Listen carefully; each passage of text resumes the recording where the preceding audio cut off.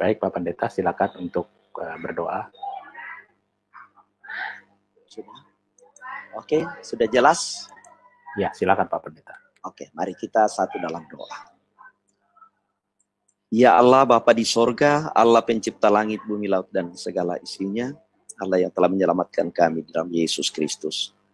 Kami bersyukur pada malam hari ini, kami boleh bersekutu walaupun dalam jarak jauh. Karena kami percaya kuasa-Mu melampaui ruang, jarak, dan waktu. Kami bersyukur ada wadah di mana kami berdiskusi tentang kebenaran-kebenaran firman-Mu ya Tuhan. Kami rindu untuk mengenal apa yang Engkau kehendaki. Engkau sendiri yang akan memperkenalkan kepada kami kebenaran-Mu dalam tuntunan kuasa Roh Kudus-Mu, mendiami kami semua untuk berdiskusi dengan hikmat dan bijak dalam tuntunan kuasa-Mu. Oh Bapa di sorga, dari awal sampai selesainya diskusi ini, kiranya berlangsung dengan baik. Di dalam nama Yesus kami berdoa. Amin. Baik, amin. Mungkin kita langsung ke diskusi ya. Ya. Nanti ke mungkin 7 menit pemaparan ya. Ini Pak Beni apa Pak Daniel nih yang memulai? Ya Pak Beni lah dulu. Pak Beni. Baik, silakan Pak Beni ya, pemaparan tentang Unitarian mungkin Pak Beni ya. Nanti Pak Pendeta Daniel ya tentang mungkin Tritunggal gitu kali. Silakan Pak Beni. Mungkin Pak Pastor itu entar dulu Pak, mungkin ininya Pak waktunya ya. Ada dikasih waktu biar. Ya, mulai. Oke, silakan Pak. Selamat malam Bapak Ibu, saudara-saudara sekalian. Terima kasih untuk kesempatan yang baik ini kita bisa berjumpa. Ini adalah benar-benar perjumpaan yang pertama. Sebelumnya saya sama sekali tidak pernah ketemu dengan Pak Pendeta Daniel. Juga kepada Pak siapa, saya merasa belum pernah ketemu. Nah, tapi ya mudah-mudahan acara yang akan kita lakukan ini bermanfaat ya. Baik. Kalau saya menyebut diri sebagai Unitarian, jadi sama sekali saya tidak bermaksud untuk memperkenalkan Unitarianisme kepada Anda sekalian, kepada saudara-saudara sekalian. Kalau saya menyebut diri saya Unitarian, itu sekedar untuk memberitahukan bahwa saya adalah Kristen yang mempercayai bahwa Allah yang benar itu hanya satu, sebagaimana yang diperkenalkan oleh Yesus, yaitu Bapa. Jadi Bapa itu adalah satu-satunya Allah yang benar. Dan Yesus Kristus adalah utusannya.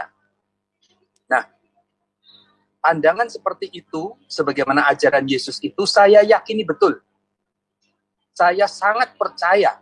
Itu sebabnya ketika ditawarkan kepada saya konsep yang lain yang tidak sama dengan yang ditawarkan oleh Yesus, maka saya memilih untuk percaya kepada Tuhan Yesus walaupun saya harus berbeda dengan yang lain. Jadi perlu saudara ketahui, saya dulu adalah Trinitarian juga. Saya dulu dari Advent. Tetapi setelah saya mempelajari Alkitab secara sungguh-sungguh, secara pribadi, maka saya akhirnya menjadi seperti ini. Jadi saya mau percaya sungguh kepada Yesus. Nah, ketika Yesus berkata Bapa adalah satu-satunya Allah yang benar, ya saya percaya apa yang dikatakan oleh Tuhan Yesus. Dibandingkan dengan apa yang diajarkan oleh gereja pada waktu itu, di mana Allah itu bukan hanya Bapa, tetapi juga ada Anak, ada pula Roh Kudus. Iya, iya. Ya. Jadi saya sangat percaya kepada Yesus. Itu sebabnya menurut saya seharusnya teman-teman di sini juga melakukan hal yang sama, percaya kepada Yesus. Apapun yang diajarkan Yesus, terimalah itu, percayalah dan ikutilah itu, walaupun kita harus berjalan sendiri, sementara rombongan banyak berjalan ke arah yang lain. Jadi ketika Yesus berkata, Eloi, Eloi, lama sabachthani, maka saya melihat sinkron ini apa yang dilakukan oleh Yesus ini dengan ajarannya, bahwa Allah adalah Bapaknya Yesus. Bapa adalah Allahnya Yesus. Itu sebabnya Yesus disebut anak Allah. Itu sebabnya dalam banyak hal Yesus juga disebut hamba Allah. Jadi utusan Allah dan sebagainya. Itulah Yesus yang saya percayai. Tetapi di sisi lain saya juga percaya bahwa Yesus ini mendapatkan kuasa yang luar biasa dari Allah sesuai dengan pengakuan Yesus sendiri. Bahwa segala kuasa itu ada pada dia karena diberikan oleh Bapa. Itu sebabnya Yesus menjadi Tuhan. Jadi saya meyakini betul bahwa Yesus adalah Tuhan dalam arti Lord, dalam arti penguasa alam semesta, karena memang Allah memberikan kuasa kepada Yesus untuk itu, untuk semua itu. Jadi seluruh orang Israel, bukan hanya orang Israel, seluruh dunia harus tahu bahwa Allah telah membuat Yesus menjadi Tuhan dan Kristus. Itulah yang tertulis di Kisah Para Rasul pasal 2 ayat yang ke-36. Jadi harap dimengerti, saya mempercayai Yesus sebagai Tuhan, bukan sebagai Allah. Sebagai Tuhan dalam arti penguasa. Nah, saya ingat ketika para rasul dulu disebut sebagai Kristen yang pertama kali terjadi di Antioquia, itu terjadi karena mereka mengabarkan Yesus sebagai Tuhan. Itu sebabnya saya pun menghimbau supaya saudara-saudara sekalian yang mengaku diri Kristen kembali kepada ajaran Rasul bahwa Yesus adalah Tuhan. Jangan diubah menjadi Yesus adalah Allah. Karena Rasul Paulus menegaskan hanya ada satu Allah saja, yaitu Bapa. Sementara Yesus hanya ada satu Tuhan, yaitu Yesus. Jadi mari kita mengabarkan sesuai dengan pekabaran para rasul yang mula-mula, bahwa Allah itu adalah Bapa, sedangkan Yesus adalah Tuhan. Dan saya ingat Roma 10 ayat 9 berkata, kalau barang siapa mengaku dengan mulutnya bahwa Yesus adalah Tuhan, dan bahwa Allah telah membangkitkan dia dari orang mati, maka dia akan diselamatkan. Nah, apa sih yang kita cari di dunia ini selain keselamatan? Kalau sudah mendapatkan keselamatan, saya rasa tidak ada lagi yang diperlukan yang lain di dunia ini ya. Jadi dengan memperkenalkan bahwa Yesus adalah Tuhan, dengan mempercayainya, dan kemudian percaya bahwa Yesus memperkenalkan Bapa sebagai satu-satunya Allah yang benar, maka hidup kekal dan keselamatan itu dijamin oleh Yesus, diberikan kepada kita. Barangkali pembukaan saya seperti itu. Nanti kita akan pertajam dalam pembahasan. Terima kasih. Sudah cukup? Baik, terima kasih Pak Beni. Lanjut langsung ke Pak Pendeta ya untuk pemaparannya. Silakan Pak Pendeta. Oke, terima kasih. Saya tertarik sekali mendengarkan pemaparan sahabat kita Pak Beni. Jadi pada intinya Pak Beni mengakui Yesus adalah Tuhan. Halo? Lanjut Pak. Nanti itu sesinya Pak. Lanjut dulu Pak. Oke, saya sampaikan saja apa adanya ya. Mungkin tidak perlu saya kejar banyak di perjanjian lama kalau begitu ya. Karena ya sudah bisa klop nanti dengan soal ketuhanan Yesus yang menukik di dalam ini soal keallahan Yesus. Karena itu saya beranjak saja ke perjanjian baru. Jadi yang saya aminkan dan saya kira berdasarkan kepada Alkitab, dan saya berharap bahwa Pak Beni masih mengikuti semua dari kitab Kejadian sampai Wahyu, sehingga dalam diskusi ini boleh manis dalam percakapan nanti. Allah yang kita pahami di sini adalah Allah yang memperkenalkan dirinya di dalam Yesus Kristus. Ya, Allah Bapa yang memperkenalkan diri di dalam Yesus Kristus, yang sehakikat dengan Bapa. Tetapi pribadi jelas. Ada Bapa, ada Yesus sebagai anak, dan ada Roh Kudus. Dan itu sangat tegas disampaikan oleh Yesus sendiri. Dia tidak pernah memisahkan tentang keberadaan bahwa dirinya bukanlah Allah. Pada dirinya ada hakikat keallahan. Yesus adalah manusia sejati dan juga pada dirinya adalah Allah sejati. Dan mengakui bahwa Bapa yang mengutus dia, ya masih diakui juga dengan Pak Beni tadi, ke dalam dunia untuk menyelamatkan umat manusia yang berdosa. Ya, sampai kepada peristiwa kematian di kayu salib, kebangkitannya, dan kenaikannya ke sorga, itu tidak menyembunyikan soal keallahannya.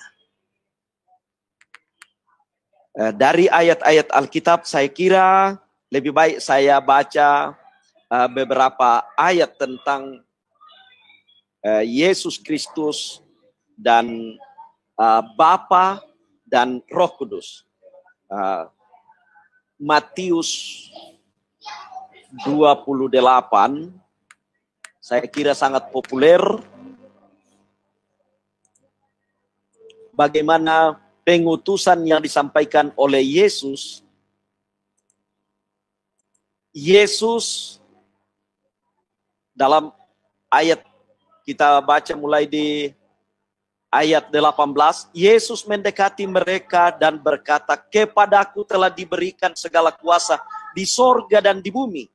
Karena itu pergilah, jadikanlah semua bangsa muridku dan baptislah mereka dalam nama Bapa dan Anak dan Roh Kudus." Anak ini adalah dirinya, Yesus.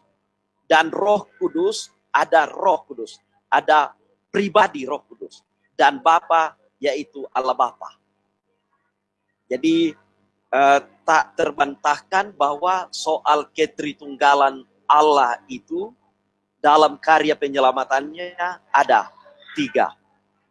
Oknum, Bapa, Anak, dan Roh Kudus dalam hakikat yang sama, yang satu, yaitu Allah. Nah, yang berikut dari Injil Yohanes tentang keberadaan Yesus, Yohanes 14 ayat 6, 10, dan 11. Dan saya bersyukur bahwa masih tegas Pak Beni tadi mengatakan, saya sangat percaya Yesus. Saya bersyukur itu. Ternyata pikiran saya terlalu jauh sebelum mendengarkan pemaparan Bapak. Saya senang bahwa masih konsisten percaya Yesus. Yesus, Yohanes pasal 14.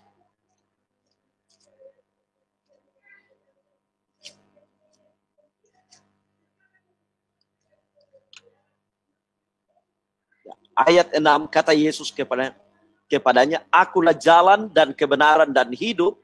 Tidak ada seorang pun yang datang kepada Bapa kalau tidak melalui aku," melalui Yesus. Dan dalam hal kesetaraan dengan Allah Bapa disampaikan di ayat 10 dan 11, "Tidak percayakah engkau bahwa aku di dalam Bapa dan Bapa di dalam aku? Apa yang aku katakan kepadamu, tidak aku katakan dari diriku sendiri, tetapi Bapa yang diam di dalam aku, dialah yang melakukan pekerjaannya. Percayalah kepadaku bahwa aku di dalam Bapa dan Bapa di dalam aku, atau setidak-tidaknya percayalah karena pekerjaan-pekerjaan itu sendiri. Jadi kesetaraan dan kesatuan Bapa dan Anak dalam hal keallahannya tak terbantahkan menurut yang saya imani. Dan ya, kita mensyukuri bahwa sahabat kita Pak Beni masih percaya. Bahkan ada statement tadi, mau mengikut Yesus sungguh-sungguh dan mau menuruti perintahnya. Dan perintah-perintah yang disampaikan Yesus sangat jelas. Oke, terima kasih. Selesai. Sudah 0-0. Iya, betul. Iya, betul Pak, betul. Sudah selesai. Oke, ya makasih. Oke, baik. Terima kasih ya. Puji Tuhan kita sudah menjalani sesi pertama ini. Luar biasa ya. Pak Beni dan Pak Pendeta. Baik, kita lanjut ke sesi yang kedua. Ini mungkin pertanyaan selama 2 menit saja, lalu menjawab 6 menit. Ya, mungkin tadi Pak Beni yang bertanya, yang pemaparan pertama. Sekarang mungkin Pak Pendeta Daniel ya, yang bertanya dulu selama 2 menit, lalu dijawab oleh Pak Beni selama 6 menit, ganti-gantian. Baik, silakan Pak Pendeta selama 2 menit untuk bertanya kepada Pak Beni.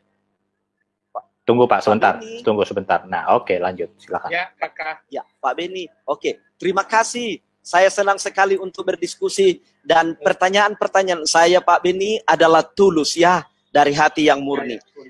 Apakah Pak Beni dalam mengakui Yesus sebagai Tuhan itu mengakuinya secara tuntas bahwa Dia Tuhan karena Dia memang adalah dari Allah.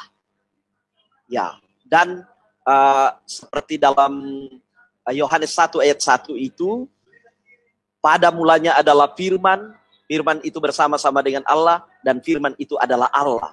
Dalam artian firman adalah Yesus.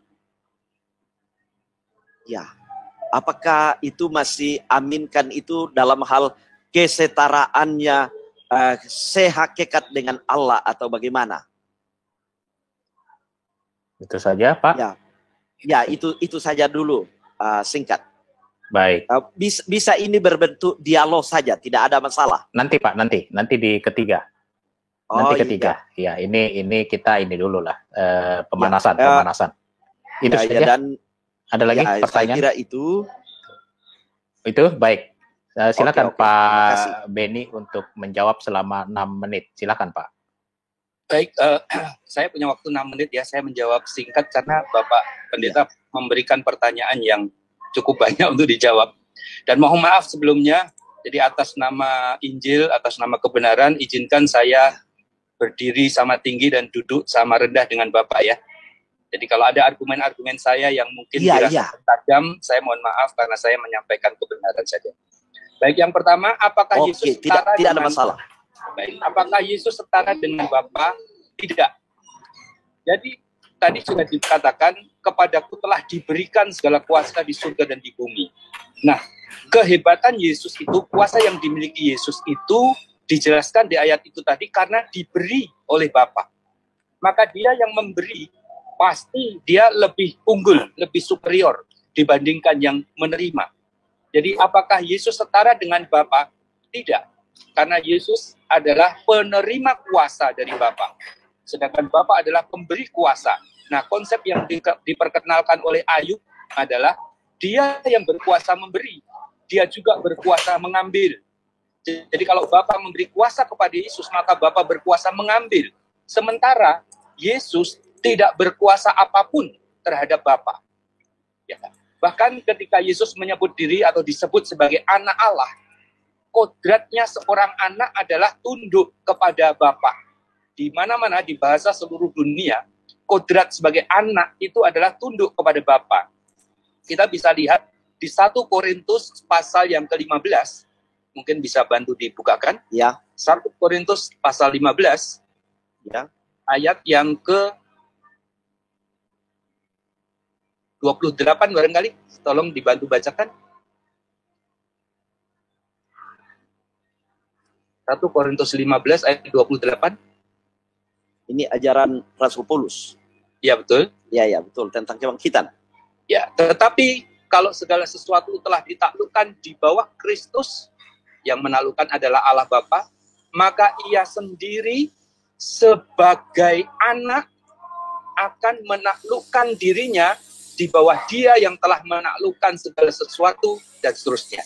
Jadi penyebutan Yesus sebagai anak Allah itu jelas menegaskan bahwa Yesus adalah inferior, tunduk kepada Bapa. Kemudian kita bisa mendengar juga penjelasan dari Yesus Kristus sendiri yang mengatakan Bapa lebih besar daripada aku. Maka itu bukan basa-basi, itu adalah kebenaran.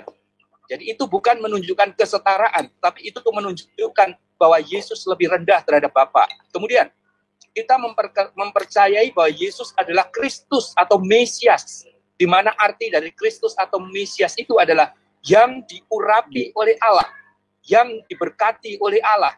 Nah, konsep Alkitab menegaskan bahwa yang lebih tinggi memberkati yang lebih rendah, yang mengutus lebih superior terhadap yang diutus. Jadi beberapa ayat ini menunjukkan bahwa Yesus tidak setara dengan Bapa. Yesus lebih rendah terhadap Bapa. Nah, yang paling menarik saya ingin tadi mengupas tentang ayat yang disebutkan Yohanes 14 tadi. Yesus berkata, tidak tahukah engkau bahwa aku di dalam Bapa dan Bapa di dalam aku? Nah, aku di dalam Bapa dan Bapa di dalam aku itu sama sekali bukan ungkapan yang menunjukkan kesetaraan. Itu justru menunjukkan satu ungkapan di mana yang satu bergantung mutlak kepada yang lain. Nah, Yesus yang membuat pernyataan itu memberikan penjelasan di kesempatan yang lain. Kita bisa lihat di Yohanes 15 ayat 4 dan 5. Yohanes 15 ayat 4 dan 5. Nah, kalau Yesus tadi berkata aku dan Bapa, hubungannya adalah aku di dalam Bapa dan Bapa di dalam aku. Di Yohanes 15 ayat 4 dan 5 itu Yesus memberikan penjelasan hubungan antara dirinya dengan umat-umatnya, dengan murid-muridnya. Yesus berkata, tinggallah di dalam aku dan aku di dalam kamu. Nah, hubungan ini dijelaskan seperti pokok anggur dan rantingnya, di mana ranting itu mesti bergantung kepada pokok anggur baru bisa berbuah. Demikian pula ketika Yesus berkata, aku di dalam Bapa dan Bapa di dalam aku, pasti salah satu berposisi sebagai ranting dan satunya berposisi sebagai pokok anggur. Nah, siapa pokok anggur dan siapa rantingnya? Tentulah Bapa itu adalah pokok anggurnya, sedangkan Yesus diposisikan sebagai rantingnya. Itu sebabnya Yesus berkata, anak tidak bisa melakukan apapun jika tidak ia melihat Bapa melakukannya. Jadi disinilah posisi Yesus, di mana Yesus lebih rendah, lebih inferior terhadap Bapa yang maha tinggi itu. Nah, konsep lain Rasul Paulus menegaskan di dalam 1 atau 2 Korintus 11 ayat 31, barangkali saya agak lupa. Kepala dari perempuan adalah laki-laki. Kepala dari laki-laki adalah Kristus. Dan kepala dari Kristus adalah Allah. Jadi dengan tegas di sini, tidak ada keraguan lagi bahwa Yesus adalah lebih rendah dibandingkan dengan Bapa, dengan Allah. Itu penjelasan saya. Baik, terima kasih Pak Beni sudah menjawab pertanyaan dari Pak Pendeta. Baik, sekarang gantian Pak Beni 2 menit untuk bertanya kepada Pak Pendeta, menjawab nanti 6 menit ya. Silakan Pak Ben. Baik Pak Pendeta, tolong tadi ditanggapi apa yang saya sudah counter, di mana di Yohanes 14 ayat berapa tadi Bapak mengatakan aku di dalam Bapa dan Bapa di dalam aku sebagai bentuk kesetaraan. Tetapi ternyata di Yohanes 15 ayat 4 dan 5, Yesus menegaskan bahwa itu bukan bentuk kesetaraan, melainkan yang satu lebih unggul dibandingkan yang lain. Jadi bentuk kebergantungan mutlak. Bagaimana Pak Pendeta menjelaskan hal ini? Itu yang pertama. Yang kedua, tadi juga menjelaskan bahwa tidak seorang pun sampai kepada Bapa kalau tidak melalui aku. Nah, bukankah ini berarti Yesus hanya perantara saja, di mana tujuan akhirnya adalah Allah Bapa? Bagaimana menjelaskan hal ini? Nomor 2. Dan yang ketiga, apa perlunya Allah yang Maha Kuasa diberi kuasa lagi? Jadi buat apa kalau memang Yesus itu adalah Allah, kok mesti diberi kuasa lagi oleh Allah? Untuk apa, Pak? Ini pertanyaan saya. Terima kasih. Saya harap jawaban-jawabannya mesti dilandasi oleh Alkitab ya, Pak? Iya, iya. Ya, jadi jangan penjelasan yang interpretatif, tetapi boleh diinterpretasi, tapi mesti ada ini ayatnya saya interpretasikan demikian, begitu Pak. Terima kasih Pak. Terima kasih. Baik, oke, kita mulai. Ya, silakan Pak, 6 menit, silakan. Oke. Langsung saja pada ayat yang disampaikan oleh Bapak tadi, baik itu Yohanes 14 maupun yang 15, ternyata penafsiran yang berbeda. Itu yang Yohanes 14, itu jawaban Yesus kepada Filipus yang mempertanyakan Allah Bapa. Ya, karena ini kalimat yang bersambung. Ya, pertanyaan karena dia tidak tahu ya. Ini ayat 8. Kata Filipus kepadanya, Tuhan, tunjukkanlah Bapa itu kepada kami. Itu sudah cukup bagi kami. Baru Yesus menjawab, kata Yesus kepadanya, telah sekian lama aku bersama-sama kamu, Filipus, namun engkau tidak mengenal aku. Barang siapa telah melihat aku, ia telah melihat Bapa. Bagaimana engkau berkata, tunjukkanlah Bapa itu kepada kami? Tidak percayakah engkau bahwa aku di dalam Bapa dan Bapa di dalam aku? Apa yang aku katakan kepadamu, tidak aku katakan dari diriku sendiri, tetapi Bapa yang diam di dalam aku, dialah yang melakukan pekerjaannya.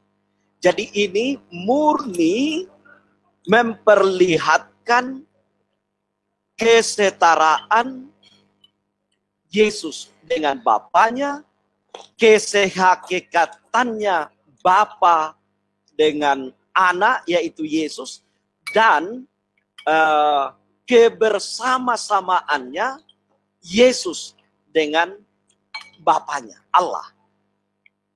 Ya, sementara yang disampaikan oleh Pak Beni tadi tentang pasal 15 itu dengan perumpamaan pokok anggur, ini memperlihatkan bagaimana umat betul-betul lengket, taat, setia, dan menghidupi kehidupan di dalam Yesus. Sehingga satu pokok dan ada ranting. Di mana kehidupan umat betul-betul tertanam di dalam Yesus untuk menjalani kehidupan sehingga bisa menghasilkan buah. Jadi beda. Tidaklah berarti bahwa Bapa adalah pokok dan Yesus hanyalah ranting. Ya, yang mau dijelaskan di pasal 15 itu adalah Yesus adalah pokok anggur. Dan umat adalah ranting dan tidak bisa disejajarkan dengan yang di depan pasal 14 itu, bahwa Bapa adalah pokok dan Yesus adalah rantingnya. Saya kira berbeda konteksnya Bapak. Ya, mungkin itu yang saya jelaskan. Jadi tetap pada kalimat itu saja, ayat itu saja. Lebih baik mudah kita mengerti tentang perbedaan penafsiran di situ. Ya, kita tidak pernah memungkiri bahwa Bapa mengutus anaknya ke dalam dunia, tetapi tidaklah berarti bahwa dia sebatas manusia saja, tetapi murni kita katakan bahwa bagaimana Allah yang menyelamatkan manusia itu, dan dia firman menjadi daging. Ya, karena manusia yang akan diselamatkan. Ya, bukanlah berarti bahwa ya dia rendah daripada Bapa di sorga.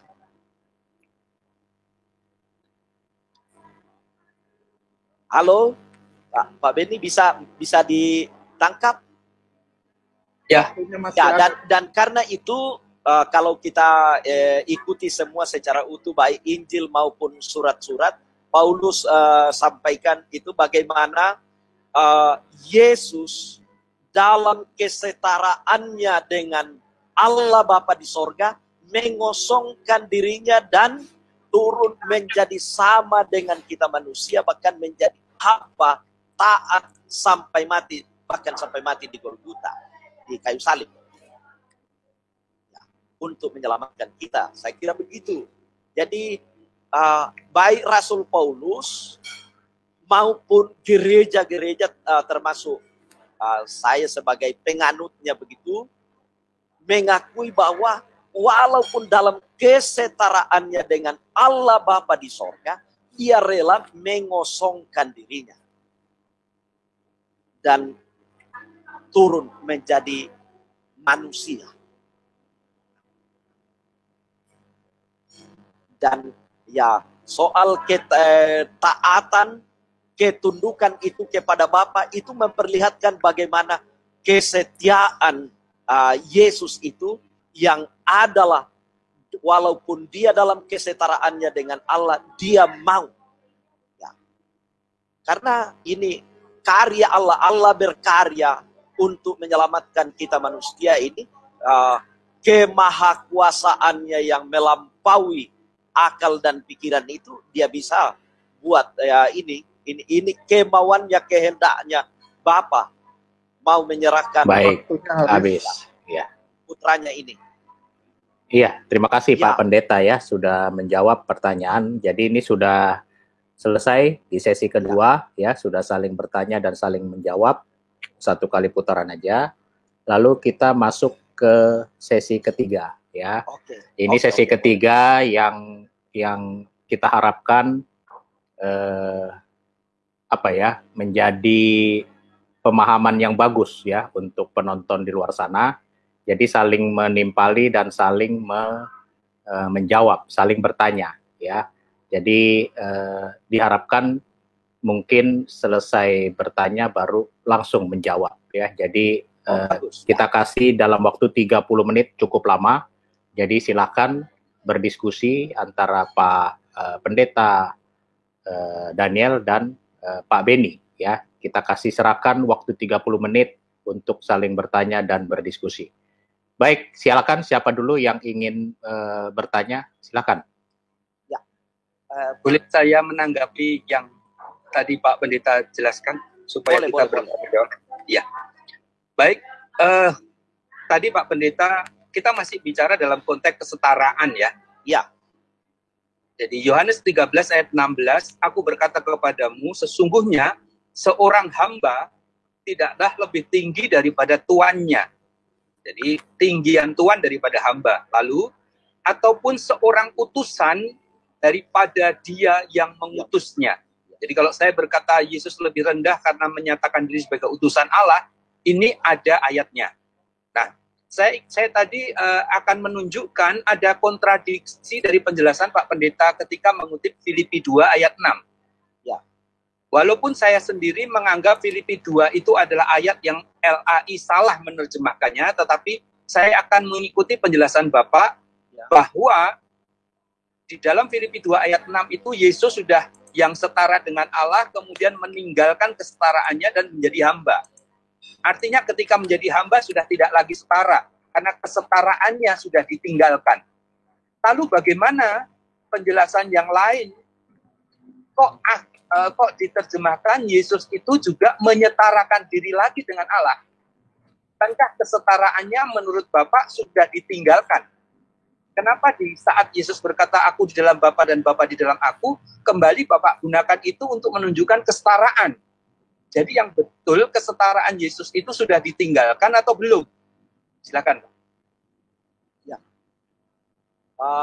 Bahasa, ya ini lebih baik kita baca full ya. Di ayat yang ke-6, yang walaupun dalam rupa Allah tidak menganggap kesetaraan dengan Allah itu sebagai milik yang harus dipertahankan, melainkan telah mengosongkan dirinya sendiri dan mengambil rupa seorang hamba dan menjadi sama dengan manusia, dan dalam keadaan sebagai manusia ia telah merendahkan dirinya dan taat sampai mati, bahkan sampai mati di kayu salib.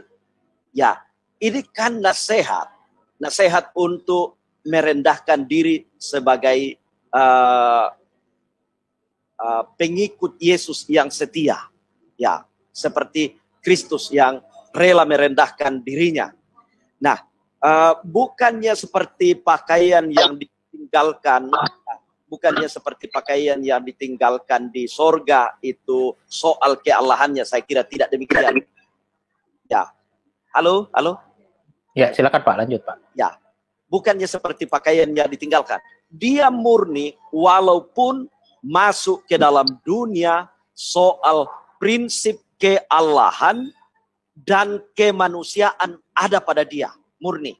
Bahkan sampai terpaku di kayu salib seperti yang Bapak katakan tadi itu ketika dia menyebutkan Eloi Eloi lama sabachthani, bukannya bahwa dia tinggalkan keallahannya dan dia Allah absen pada dirinya, tidak. Dia untuk menyelamatkan manusia, maka dia murni, dia sebagai utusan, dia sebagai bagaimana Allah yang menjadi manusia itu betul-betul mau merasakan penderitaan manusia yang dia selamatkan. Ya, sebagai penghukuman atas dosa.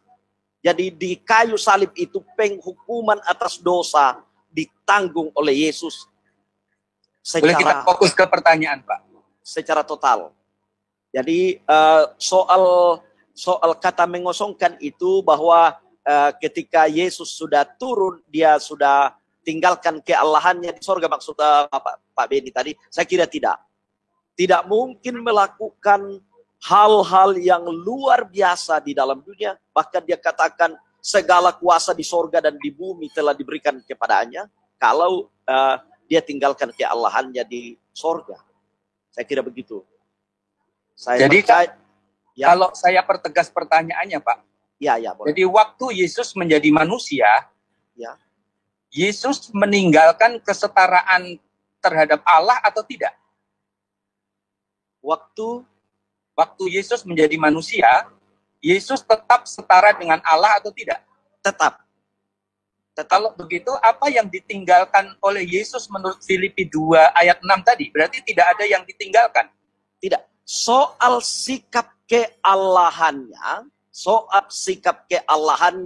di sorga, Bapa yang tak terjangkau itu yang ditinggalkan. Karena tidak mungkin manusia yang akan diselamatkan itu bertemu dengan Allah yang kuasa. Memandang saja matahari ciptaannya Allah Bapa, manusia tidak sanggup.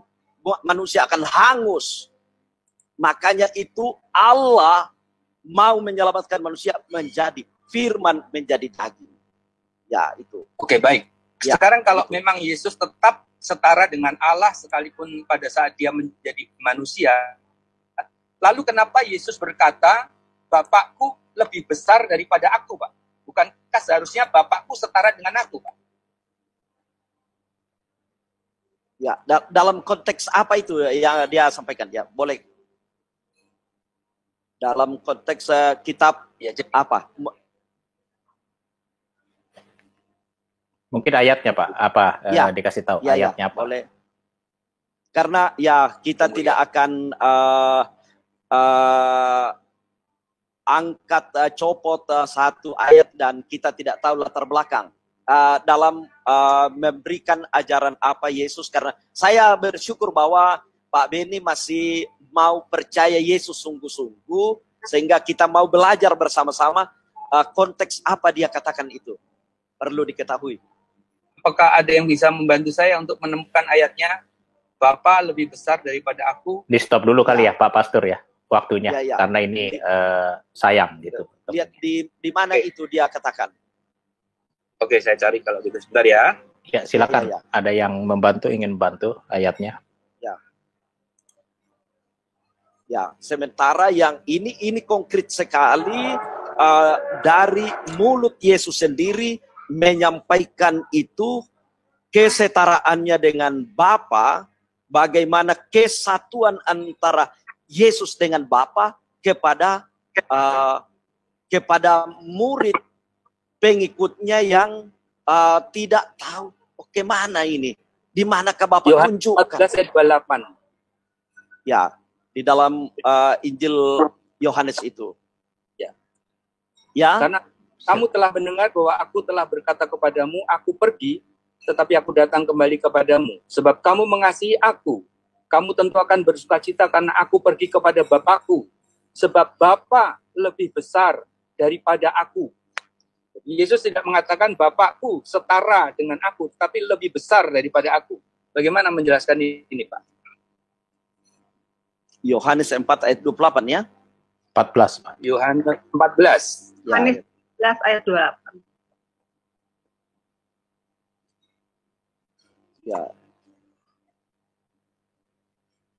Ya. Yohanes 14 ayat 28 itu. Ini dalam perikop Yesus menjanjikan penghibur. Ya. Dalam ketaatannya Yesus kepada Allah Bapa Sang yang mengutus ke dalam dunia, ya dia kemukakan tentang hal itu. Dan ini menolong kita tentang soal Trinitas. Ya, Alkitab tidak menyembunyikan bahwa Bapa mengutus anak ke dalam dunia untuk menyelamatkan dunia ini. Dan ini adalah karya Allah untuk dalam karya keselamatan. Halo? Ya, saya mendengar. Ya. Saya baca ayat itu tadi, Pak. Apakah tidak berkontradiksi? Yang satu mengatakan Bapa setara dengan anak, sementara Yesus berkata Bapa lebih besar daripada anak. Nah, ini apakah pernyataan yang tidak berkontradiksi ini, Pak? Mau dijelaskan dengan apapun ini kontradiksi. Bagaimana caranya menjelaskan? Selain mengkoreksi, begitu, Pak? Ya. Bagi saya tidak akan dengan bahasa ini, maka saya akan menurunkan hakikat Yesus lebih rendah daripada Bapa. Tidak. Tetapi ini soal ketaatan dalam melakukan apa rencana penyelamatan Allah kepada dunia ini di dalam Yesus Kristus. Ya. Ini Yesus memperlihatkan ketaatan dan ketundukannya sebagai anak Bapa yang diutus oleh Bapa, putra tunggal Bapa untuk menyelamatkan dunia ini, dan dia lakukan dalam ketaatan. Ya, baik. Menurut saya apa yang saya tanyakan sudah cukup. Silakan Pak, kita menanyakan ke saya. Ya. Yang saya mau tanyakan ya berbentuk umum saja ini ya, jadi ringan-ringan saja saya tanyakan. Saya mensyukuri bahwa Pak Beni masih mau percaya Yesus sungguh-sungguh. Karena itu segala pernyataan Yesus tentang dia adalah juru selamat, dia adalah Tuhan, saya kira menurut saya pegang teguhlah itu. Dia adalah satu-satunya jalan dan keselamatan. Dia adalah Allah, bukan Tuhan atau hamba yang lebih rendah daripada Bapa, tetapi dalam kesetaraan Bapa, Anak, dan Roh Kudus dalam hal sehakikat itu dalam 3 pribadi. Ya. Ya, itu. Boleh saya tanggapi, Pak? Ya, itu bagi saya. Ya, terima kasih. Baik, dalam hal hakikat, Ya. tidak ada yang menyamai hakikat Allah. Di dalam 1 Timotius 6 ayat 16 dinyatakan bahwa Allah Bapa itu satu-satunya yang tidak takluk kepada maut, bersemayam dalam terang yang tak terhampiri. Seorang pun tak pernah melihat dia, karena memang manusia tak dapat melihat dia. Jadi satu-satunya yang tidak takluk kepada maut, ini menunjukkan hakikat Allah itu berbeda dengan Yesus. Di mana kita tahu Yesus itu tunduk kepada maut, itu sebabnya Allah membebaskan Yesus dari kuasa maut. Itu ada di Alkitab.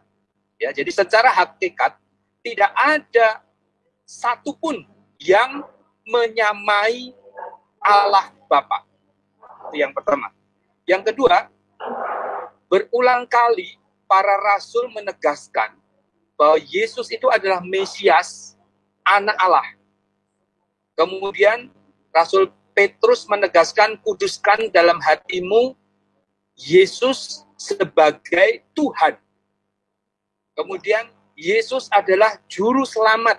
Itu semua tertulis jelas di Alkitab. Tetapi tidak pernah ayat mengatakan Yesus itu adalah Allah.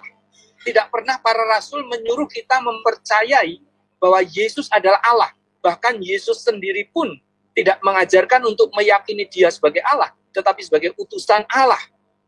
Ketika Yesus setelah bangkit dari mati, bertemu dengan Maria, Yesus berpesan kepada mereka, katakan kepada saudaramu, aku pergi kepada Bapakku dan Bapakmu. Ya, kemudian kepada Allahku dan Allahmu.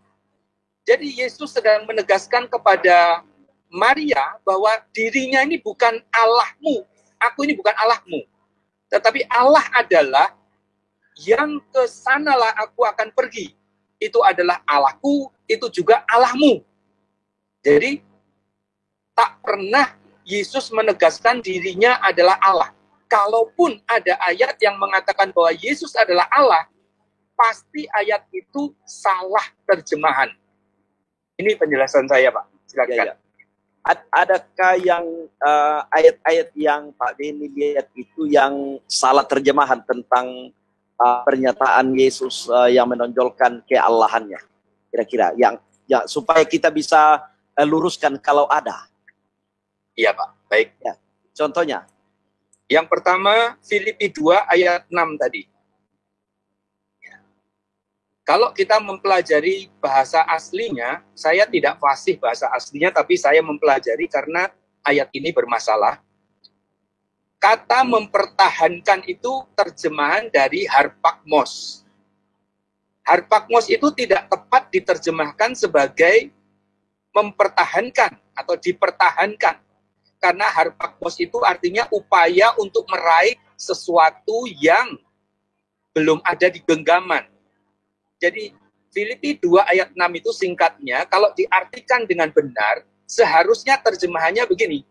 Dalam rupa theos, ya, theos ini kita akan bahas sendiri nanti, tidak berpikir melakukan perampasan untuk menyetarai sang Allah.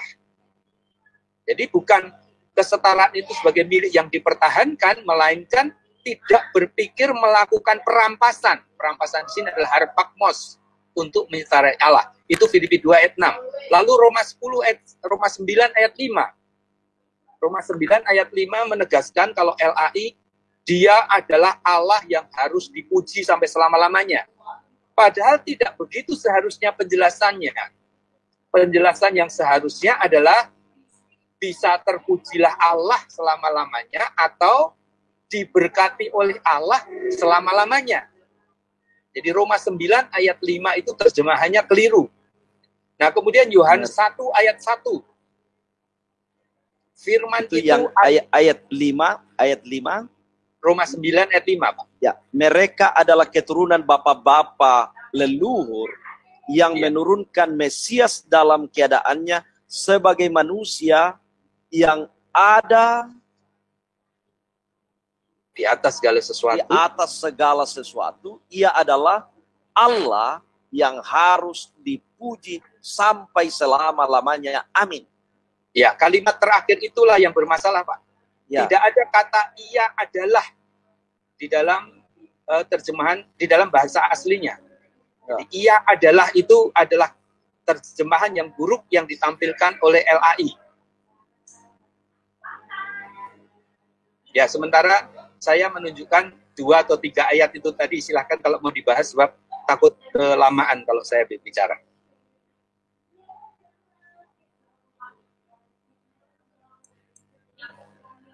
Silakan Pak Pendeta. Ya, Masih ada waktunya nih. bagi saya tetap tidak meragukan itu keallahan Yesus yang mau ditonjolkan di situ. Ya, karena di sini Rasul Paulus menegaskan, Rasul Paulus menegaskan tentang keberadaan Yesus sebagai Mesias, ya, Mesias dari Allah. Tapi ya namanya berdiskusi dan memiliki pemahaman, ya bisa juga pemahaman kita bisa berbeda dengan itu. Tapi saya tetap percaya itu, dan dari sekian banyak yang disampaikan dalam Injil Yohanes itu yang sangat menonjolkan bagaimana keallahan Yesus, saya kira tidak dapat diragukan, dan gereja bisa bertumbuh karena Yesus betul-betul adalah Allah. Ya, Allah yang firman yang menjadi manusia. Jadi mungkin kita bisa bertemu dalam hal ini kalau kita mau akui bahwa kemahakuasaan Allah ini dapat membuat putra tunggalnya, yaitu Yesus itu menjadi manusia. Nah, sepertinya Pak Beni mau memisahkan ini secara total. Ketika Yesus masuk ke dalam dunia, dia hanyalah utusan. Ya, dia hanyalah manusia. Atau bagaimana? Apakah mempercayai bahwa pada diri Yesus adalah Allah sejati dan manusia sejati atau tidak? Oke, saya jelaskan ya, Pak. Ya. Baik. Pada akhirnya pasti kita akan membahas Yohanes 1 ayat 1 sebagai ayat inti yang menjadi dogma Tritunggal, menjadi dasar atau landasan yang meyakini bahwa Yesus adalah Allah. Ya. Jelaskan Yohanes 1 ayat 1 secara cepat, tetapi sebelumnya saya rindu kita membuka Yohanes 20 ayat 31. Nah, Yohanes menuliskan kitab ini, kemudian Yohanes memberikan patokan, memberikan ringkasan. Di dalam Yohanes 20 ayat 31 dijelaskan, semua tulisan yang dibuat ini tujuannya agar orang mau percaya bahwa Yesus adalah Mesias, anak Allah. Ya, itu tujuan ditulisnya kitab Yohanes ini.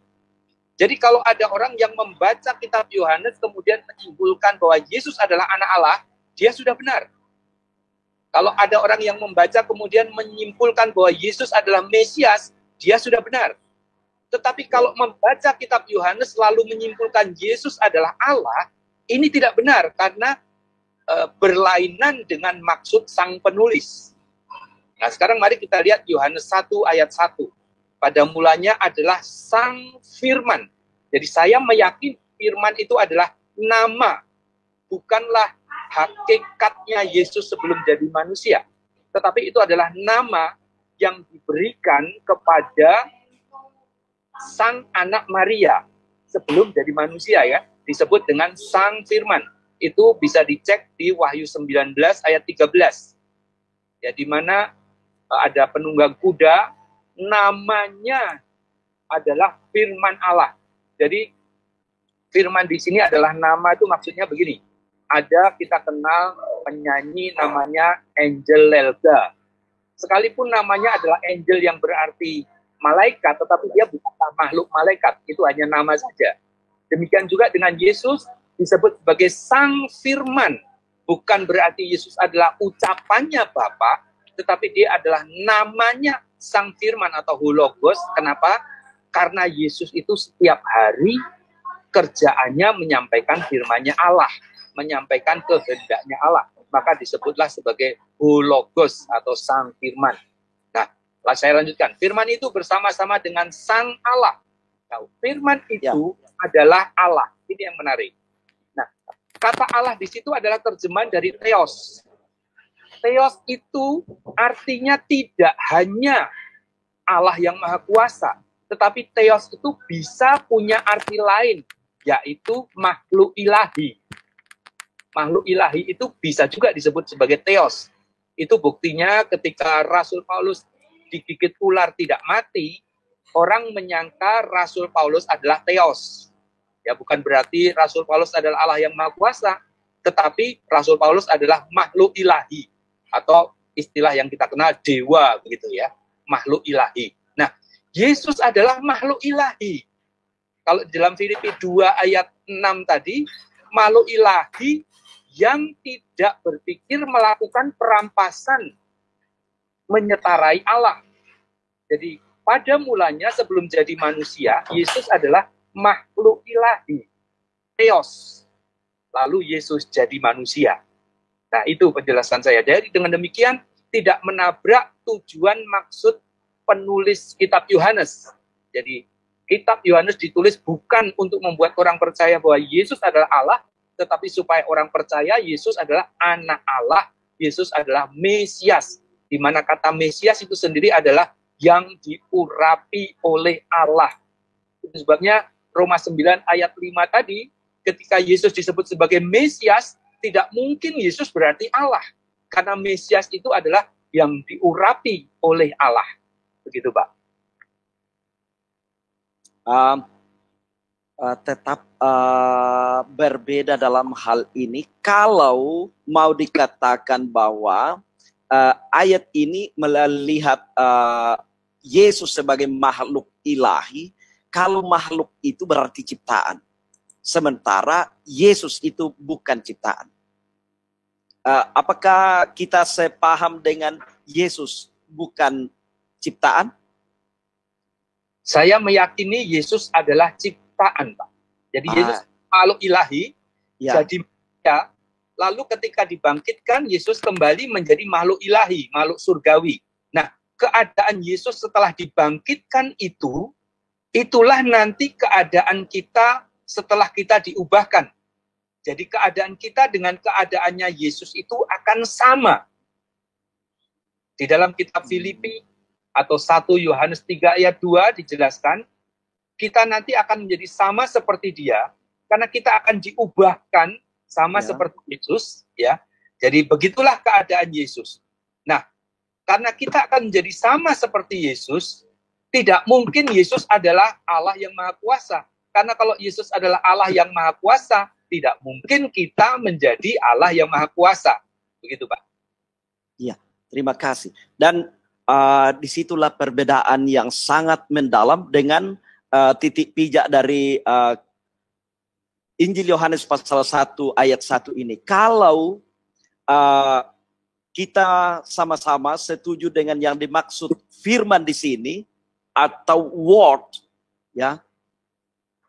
In the beginning was the word, and the word was with God, and the word was God. Kalau kita masih percaya bahwa pada mulanya memang dia ada dan bersama-sama dengan Allah, tidak mungkin dia diciptakan. Tidak mungkin dia diciptakan. Jadi kita percaya bahwa memang dari mulanya, ya, dia telah ada.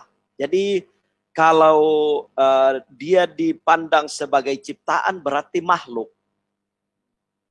Ya, makhluk. Ya, jadi Maaf kalau kita tidak sepaham dalam hal menafsirkan ayat ini, tapi ini saya masih mensyukuri bahwa ada kerinduan Pak Beni untuk menjadi pengikut Yesus, dan kiranya oleh pekerjaan Roh Kudus memampukan Pak Beni, karena itu firman juga mengatakan hanya oleh pekerjaan Roh Kudus membuat seseorang mengakui Yesus Kristus sebagai Tuhan dan Juru Selamat. Ya. Ya, Tuhan dan Juru Selamat. Oke Pak, saya percaya Ya. Pak. Oh ya, terima kasih. Terus tidak ada ayat yang mengatakan oleh Roh Kudus mengakui Yesus adalah Allah. Itu tidak ada. Ya, ya, Tuhan ya. Selamat Ya. sebab itu saya yakin sekali. Nah, saya katakan sedikit Pak. Bukti bahwa Yesus adalah ciptaan Allah itu ada di Kolose 1 ayat 15, Wahyu 3 ayat 14. Kolose 1 15 dikatakan Yesus adalah sulung dari ciptaan Allah. Sulung dari ciptaan Allah itu berarti ciptaan Allah bisa jadi yang pertama atau yang paling utama. Ya. Kolose 1 ayat 15. Nah, saya ingin berbicara sedikit tentang kata sulung. Ya. Yang disebut sulung itu selalu adalah bagian dari tema pembicaraan. Jadi saya tidak bisa mengatakan kosong 00 adalah sulung dari bilangan asli. Saya tidak bisa mengatakan itu karena 0 bukan bilangan asli. Nah, saya bisa mengatakan 0 adalah sulung dari bilangan cacah. Karena memang 0 adalah salah satu bilangan cacah. Maka ketika Yesus dikatakan sulung dari ciptaan Allah, itu berarti Yesus adalah salah satu dari ciptaan Allah. Sama seperti Kolose 1 ayat 18, 3 ayat setelah ayat 15 menegaskan, Yesus adalah sulung dari kematian. Berarti Yesus adalah salah satu dari yang pernah mati, tetapi dibangkitkan oleh Allah. Itu tentang kata sulung. Ya. Oke. Ya. Oke, terima kasih. Seharusnya kita baca secara utuh itu ayat 15 dan 16. Begini, ia adalah gambar Allah yang tidak kelihatan, yang sulung lebih utama dari segala yang diciptakan. Karena di dalam dialah telah diciptakan segala sesuatu yang ada di sorga dan yang ada di bumi, yang kelihatan dan yang tidak kelihatan, baik singgasana maupun kerajaan, baik pemerintah maupun penguasa, segala sesuatu diciptakan oleh Dia dan untuk Dia. Oleh Dia. Jadi tidak mungkin Dia yang mencipta kalau Dia adalah ciptaan. Jadi ini klop dengan Yohanes 1 ayat 1 tadi, kebersamaan dengan Allah Bapa. Jadi kalau dibaca secara utuh itu, mempertajam itu ayat 16 itu. Jadi ayat 15 tidak terpisah dengan 16. Jadi di dalam Dia segala sesuatu diciptakan. Bahkan oleh Dia. Ya, oleh Dia. Dan karena itu tidaklah Dia sederajatkan dengan ciptaan yang lain. Tidak. Dia adalah turut bersama-sama dengan Bapa dalam proses penciptaan. Ya, jadi Kolose 1 ayat 15-16 itu ada 2 poin yang Oke, waktunya habis. Oke. Ya. Iya, baik. Sangat menarik, sangat menarik. Iya. Iya, sangat menarik ya. Jadi memang kalau seru ya, waktu udah nggak ingat lagi. Ya, Jadi ya. Terima kasih sudah dilalui ya sesi ketiga dari Bapak Pendeta Daniel dan Bapak Beni Irawan. Lanjut kita keempat ya, menjelang akhir. Ini sesi audiens bertanya ya kepada kedua masing-masing narasumber ya. Jadi kita mungkin 3 atau 4 orang ya untuk bertanya. Kalau nanti mungkin 3 orang Ya mungkin misalnya 7 menit atau 8 menit, ya nanti satu orang itu bisa jika belum puas bisa bertanya lagi ya. Yang penting habis 8 menit itu selesai, baru ganti ke orang kedua. Jadi punya orang bertanya ini dari audien punya kesempatan untuk memperdalam itu selama 8 menit untuk menjawab yang narasumber ya. Jadi itu selama 3 orang 8 menit ya. Jadi mungkin 24 menit ya. Oke. Ya, jadi 24 menit. Baik, mungkin siapa yang ingin bertanya pertama? Silakan raise hand ya, mungkin raise hand. Silakan. Ada yang ingin bertanya? Kesempatan, ada 2 narasumber. Mungkin ke Pak Beni yang belum memahami tentang Unitarian, ya. Silakan.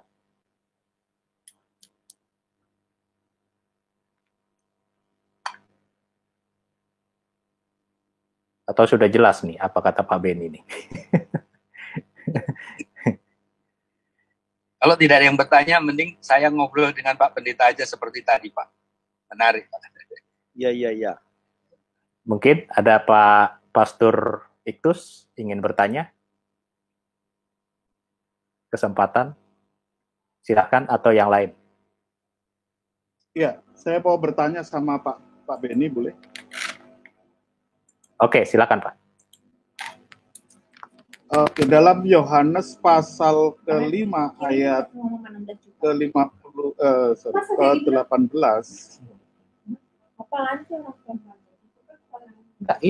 Yohanes pasal 5 ayat 18. Itu Yohanes mengatakan begini, sebab itu orang-orang Yahudi lebih berusaha lagi untuk membunuhnya, bukan saja karena ia meniadakan hari Sabat, tetapi juga karena ia mengatakan bahwa Allah adalah Bapanya sendiri, dan dengan demikian menyamakan dirinya dengan Allah. Menurut Pak Beni, gimana mengomentari ayat ini? Ya, baik Pak. Jadi setidaknya 2 kali Yesus itu dituduh menyetarakan diri, bukan menyamakan, tapi menyetarakan diri dengan Allah. Ya. Jadi apa yang Bapak baca itu tadi, Yohanes 5 ayat 18, itu adalah tuduhan orang Yahudi kepada Yesus. Jadi kalau Yesus berkata anak Allah, berarti menyamakan atau menyetarakan diri dengan Allah. Nah, mari kita lihat apa tanggapan Yesus menanggapi tuduhan itu. Ya, ada 2 tuduhan sana, meniadakan hukum Sabat, meniadakan hari Sabat, dan menyetarakan diri dengan Allah. Nah, tentang meniadakan hukum Sabat, Yesus pernah berkata, aku datang bukan untuk meniadakan hukum Taurat. Jadi, artinya tegas bahwa Yesus tidak meniadakan hari Sabat. Dengan demikian, tuduhan pertama gagal. Lalu bagaimana dengan tuduhan kedua, bahwa menyatakan diri sebagai anak Allah berarti menyetarakan diri dengan Allah? Nah, ayat 19, Yesus menjelaskan itu, Pak. Tadi kan Yohanes 5 ayat 18. Sekarang kita baca ayat 19-nya. Saya tidak sempat membuka Alkitab, bisa tolong dibacakan? Ya, saya bacakan. Maka Yesus menjawab mereka, katanya, aku berkata kepadamu, sesungguhnya anak tidak dapat mengerjakan sesuatu dari dirinya sendiri, jikalau tidak ia melihat Bapa mengerjakannya. Sebab apa yang dikerjakan Bapa itu juga yang dikerjakan anak. Jadi penjelasan Yesus ini, kalau dalam singkatnya saya katakan, Yesus tidak menyetarakan diri dengan Allah. Yesus justru menegaskan, aku ini kalau tidak ada Bapa, tidak berdaya. Aku ini cuma bisa melakukan ini itu karena dituntun oleh Bapa. Artinya sama sekali Yesus tidak sedang menyetarakan diri dengan Bapa. Itu sebabnya orang Yahudi yang berkumpul itu kan sudah bersiap-siap melempari batu. Nah, tetapi karena Yesus menjawab tuduhan itu dengan telak, maka tidak jadi batu itu melayang kepada Yesus. Jadi sekali lagi, itu adalah tuduhan orang Yahudi kepada Yesus, dan jangan kita terprovokasi oleh tuduhan orang Yahudi. Sebaiknya kita harus percaya pada penjelasan Yesus. Nah, saya lihat banyak orang Kristen ini justru kebalik. Yang dipercayai justru tuduhannya orang Yahudi terhadap Yesus, sementara penjelasan Yesus sendiri diabaikan.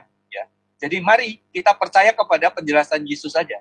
Bahwa anak tidak berdaya tanpa Bapa. Itu menunjukkan Yesus tidak setara, tidak sedang menyetarakan diri dengan Bapa. Terima kasih, Pak. Oke. Lanjut, Pak. Boleh, Pak, ya?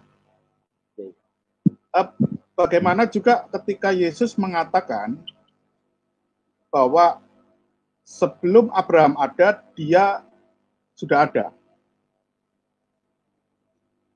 Yohanes pasal 8 ayat 58, Yesus berkata kepada mereka, "Aku berkata kepadamu, sesungguhnya sebelum Abraham jadi, aku telah ada." Kalau di dalam King James Version itu dikatakan, "Before Abraham, I was, ya. Bukan. I am. Bukan I am. Ya.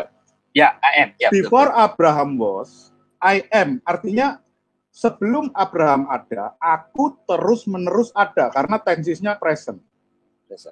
Ya, I am. Aku terus-menerus ada. Itu bagaimana Bapak bisa mengatakan bahwa Yesus itu bukan pribadi Allah? Baik, saya jelaskan ya, Pak. Pernyataan seperti itu diucapkan Yesus dan Yohanes. Senada dengan itu. Yohanes mengatakan, sebetulnya Yohanes itu lebih tua daripada Yesus, tetapi di Yohanes pasal 1 atau 2, Yohanes mengatakan, dia ini sudah ada sebelum aku, gitu ya. Padahal umurnya tuaan Yohanes. Nah, tadi kan saya sudah menjelaskan bahwa Yesus itu pada mulanya diciptakan oleh Allah sebagai makhluk ilahi, sebagai ciptaan sulung. Ya. Sulung itu kan berarti pertama. Artinya segalanya belum ada, Yesus sudah diciptakan. Kalau kembali ke Kolose 1 ayat 15 tadi, ya kalau saya menyambung sedikit, kata lebih utama itu mesti dicoret, Pak. Tidak ada kata lebih utama di Kolose 1 ayat 15. Tetapi sulung dari ciptaan Allah itu yang benar.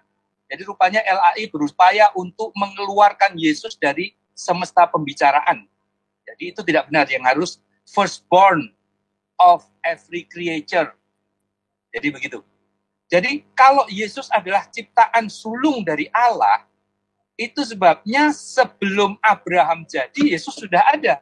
Karena Yesus memang sudah diciptakan duluan. Hanya baru tahun Masehi, 0 Masehi, Yesus menjelma menjadi manusia. Jadi tidak ada masalah dengan hal ini karena memang sebelumnya Yesus sudah ada. Itu penjelasan yang pertama, ya. Jadi sebelum Abraham ada, sebelum Abraham jadi aku ada, ya benar. Karena memang Yesus tercipta sebagai ciptaan sulung. Yang melalui dia Allah menciptakan segala sesuatu, alam semesta ini.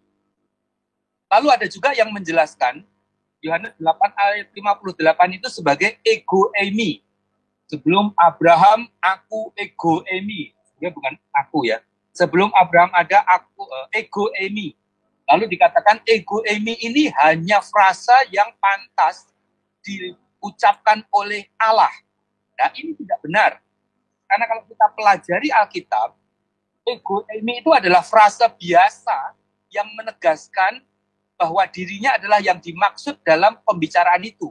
Ego eimi itu diucapkan oleh Zakaria, diucapkan oleh Gabriel, bahkan diucapkan oleh orang buta yang dicelikkan matanya oleh Yesus. Jadi ego eimi ini adalah frasa biasa saja sebetulnya. Ya, seringkali Kristen melebih-lebihkan sesuatu untuk mendukung dogmanya, gitu ya. Jadi itu jawaban saya. Memang Yesus sudah ada jauh sebelum Abraham, karena Yesus itu bahkan diikut sertakan oleh Allah untuk menciptakan alam semesta ini. Jadi Yesus memang sudah ada sebelumnya. Demikian jawaban saya ya. Terima kasih. Oke, silakan yang lain.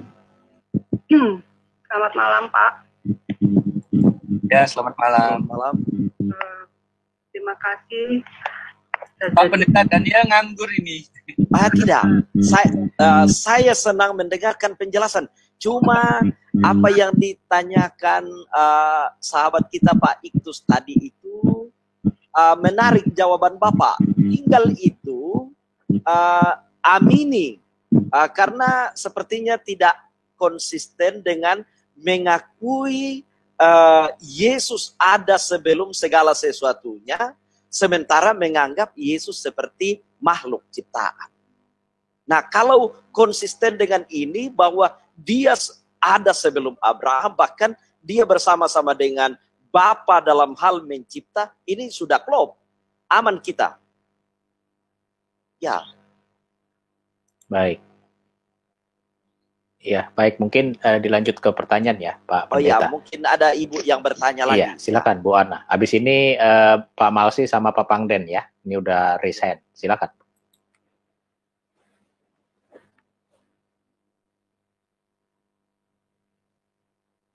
Ibu Ana. Silakan Bu Ana. Halo Ibu Ana.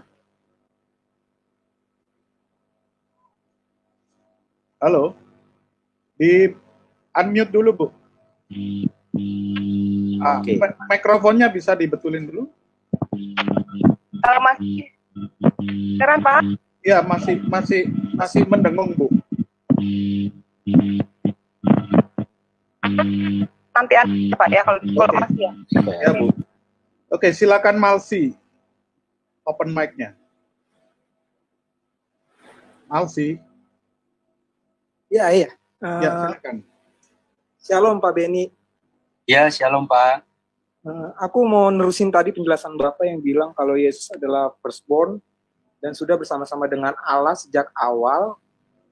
Dan ini aku cukup bingung ya, kalau benar Yesus adalah firstborn, lahiran pertama, tapi dia sudah bersama-sama dengan Allah, bisa aku minta referensi ayatnya yang menjelaskan bahwa Yesus adalah ciptaan, di mana saat itu yang seperti Bapak bilang kalau dia itu sudah ciptaan dari awal.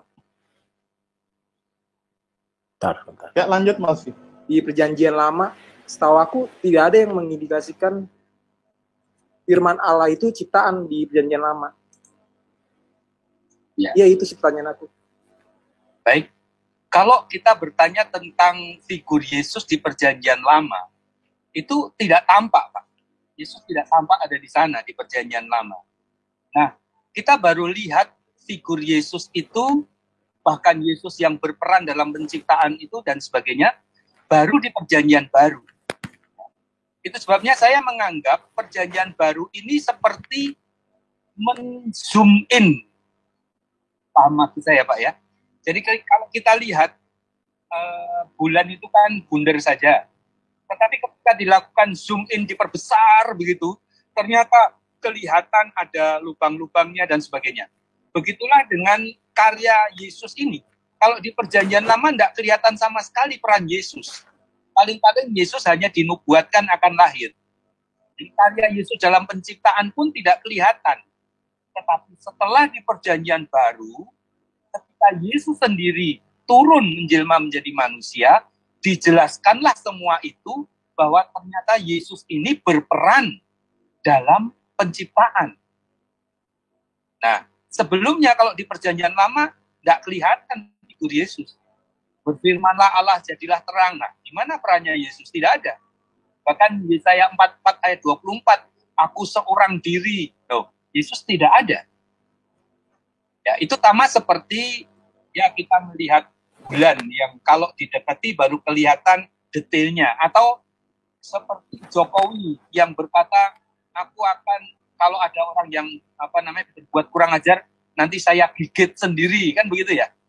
Gigit sendiri itu bukan berarti Jokowi yang menggigit orang yang kurang ajar ini, tapi kalau didekati secara jelas ternyata Jokowi pakai Menko Polhukam berkoordinasi dengan tentara menangkap orang jahat ini, begitu. Jadi di perjanjian lama tidak menjelaskan peran Yesus. Peran Yesus baru kelihatan setelah ada perjanjian baru. Itu sebabnya orang-orang Judaisme yang hanya percaya perjanjian lama tidak akan percaya kepada Yesus. Nah, kita orang Kristen yang percaya perjanjian baru, barulah kita meyakini ternyata Yesus itu terlibat dalam penciptaan, dalam penyelamatan, dan bahkan dalam segala hal yang dilakukan Allah. Yesus adalah perantara antara Allah dan manusia sejak awalnya, sejak penciptaan. Gitu. Dan itu Pak Beni masih akui? Iya, ya memang. Iya. Tapi Pak Beni sendiri mengakui Yesus adalah firman Allah kan? Tadi saya sudah jelaskan Pak, pengertian firman Allah di sini, saya memiliki pengertian yang berbeda dengan yang lain. Kalau yang lain kan berpikir Yesus firman Allah itu berarti Yesus ucapannya Allah. Tetapi firman Allah yang ditujukan ke Yesus ini saya pahami sebagai nama. Itu sebabnya Yesus berulang kali mengatakan apa yang aku katakan, apa yang aku sampaikan bukan dari diriku sendiri. Nah, kalau itu adalah firman yang berarti ucapan Allah, maka Yesus harusnya mengatakan aku menyampaikan diriku sendiri. Ya, tapi Yesus berkata apa yang aku sampaikan bukan dari diriku sendiri, tapi Bapa yang menyuruh aku menyampaikan. Itu sebabnya sebetulnya kalau kita paham dengan benar apa artinya Yesus disebut sebagai Hologos, maka selesai masalahnya. Iya, jadi maksudnya Yohanes yang aku lupa ayatnya, kalau Yesus adalah firman Allah itu hanya sebagai nama, berarti ayat yang bilang firman itu telah menjadi manusia dan berada di tengah-tengah kita itu kayak gimana ya Pak? Oke, begini. Yohanes 1 ayat 1 itu sebetulnya hendak menceritakan peristiwa utamanya adalah Yesus jadi manusia. Maka Yohanes memulai ceritanya dengan saat Yesus sebelum jadi manusia. Nah, sebelum jadi manusia, Yesus ini mau disebut apa? Mau disebut Yesus juga belum bisa, karena kan nama Yesus itu baru dimulai setelah jadi manusia. Maka saya mencoba memikirkan itu dan saya berpikir Sang Firman atau Hologos itu adalah nama yang diberikan untuk Yesus, begitu kan? Yesus disebut Sang Firman. Nah, Sang Firman inilah yang jadi manusia. Nah, Sang Firman itu apa? Sang Firman itu adalah Theos. Jadi, Yesus adalah Theos yang dikasih nama Sang Firman, lalu menjelma menjadi manusia bernama Yesus. Nah, begitu. Semoga paham. Itu tentang firman adalah nama itu bisa dilihat di Wahyu 19 ayat 13. Saya tambah lagi. 1 Yohanes 1 ayat 1. Itu ditulis oleh penulis yang sama dengan Yohanes 1 ayat 1. Nah, coba perhatikan. Firman itu kan sesuatu yang abstrak. Kalau firman dimaknai secara literal, itu abstrak. Tidak bisa dilihat, tidak bisa diraba. Tetapi 1 Yohanes 1 ayat 1 mengatakan firman itu sudah aku lihat, sudah aku raba. Jadi artinya Pak Ben, mohon maaf, Pak Ben, mohon maaf, ini percepat Pak Ben, masih ada 2 penanya lagi Pak Ben. Oh, sudah cukup. Baik. Jawaban saya sudah cukup. Iya, baik, terima kasih Pak. Terima kasih Pak Beni. Terima kasih Pak Malsi. Iya. Baik, Pak Pangden, silakan habis ini Pak Kasih yang indah ya. Silakan. Halo, selamat malam. Selamat malam. Pak Beni. Ya, kasih pertanyaan ke Pak Daniel gantian dong. Sebentar. Saya punya 2 pertanyaan, Pak. Satu Pak Beni, satu Pak Daniel. Boleh kan ya? Boleh, Pak. Boleh, Pak Pion ya? Oke, terima kasih. Saya ke Pak Beni dulu, Pak. Yohanes 10 ayat 37 dan 38 mengatakan demikian, Pak. Firman Tuhan mengatakan, jikalau aku tidak melakukan pekerjaan-pekerjaan Bapakku, janganlah percaya kepadaku. Tetapi jika aku melakukan dan kamu tidak mau percaya kepadaku, percayalah akan pekerjaan-pekerjaan itu, supaya kamu boleh mengetahui dan mengerti bahwa Bapa di dalam aku dan aku di dalam Bapa. Tolong dijelaskan ayat ini, Pak. Itu buat Pak Beni. Nanti kalau selesai Pak Beni, nanti mungkin bisa bertanya dengan Pak Daniel, Pak Pendeta Daniel. Silakan, Pak. Iya, baik. Tadi saya sudah jelaskan dan ini terima kasih saya punya kesempatan untuk mengulangi ya. Jadi ada frasa yang perlu dipahami dengan benar. Aku di dalam Bapa dan Bapa di dalam aku. Saya membandingkannya dengan Yohanes berapa tadi? 5 ayat Yohanes 15 ayat 4 dan 5. Kamu di dalam aku dan aku di dalam kamu. Jadi yang satu, aku di dalam Bapa, Bapa di dalam aku. Satunya kamu di dalam aku di dalam kamu. Nah, walaupun subjek yang disebutkan itu berbeda, tetapi makna X di dalam Y atau Y di dalam X itu punya makna yang sama. Yaitu yang satu bergantung mutlak kepada yang lain. Itu sebabnya perumpamaannya seperti pokok anggur dengan rantingnya. Maka ketika Yesus berkata, aku di dalam Bapa dan Bapa di dalam aku, sebetulnya Yesus sedang menegaskan bahwa aku sekedar melakukan kehendaknya Bapa. Karena aku ini nurut kepada Bapa, aku ini bergantung kepada Bapa. Bukankah itu yang dijelaskan di Yohanes 10 ayat 37 tadi? Aku ini cuma melakukan pekerjaannya Bapa. Aku ini ndak sakarku dewe, kira-kira gitu. Aku ini bukan semauku sendiri. Aku ini nurut kehendak Bapa. Jadi itu Pak penjelasan saya, Pak. Maksud saya gini, Pak. Begini, Pak. Saya ingin Berbagi. mengetahui tentang dari Pak Beni sendiri. Jika Yesus sendiri berkata, aku ada bahwa Bapa di dalam aku di dalam Bapa. Berarti itu kan menjadi satu kan, Pak? Sama dengan begini, Pak. Sama dengan begini. Bapak mempunyai keinginan. Yang melakukan keinginan itu siapa, Pak? Lanjut aja, Pak. Yang melakukan keinginan Bapak siapa, Pak Beni? Yesus. Bukan. Begini, Bapak mempunyai keinginan kan, Pak? Ya. Yang melakukan keinginan Bapak siapa, Pak? Ya bisa saya sendiri, bisa anak saya yang berarti enggak bisa. Berarti Bapak, saya tidak mengatakan bahwa Bapak memerintah, tetapi Bapak melakukan keinginan Bapak sendiri kan? Tidak harus begitu, Pak.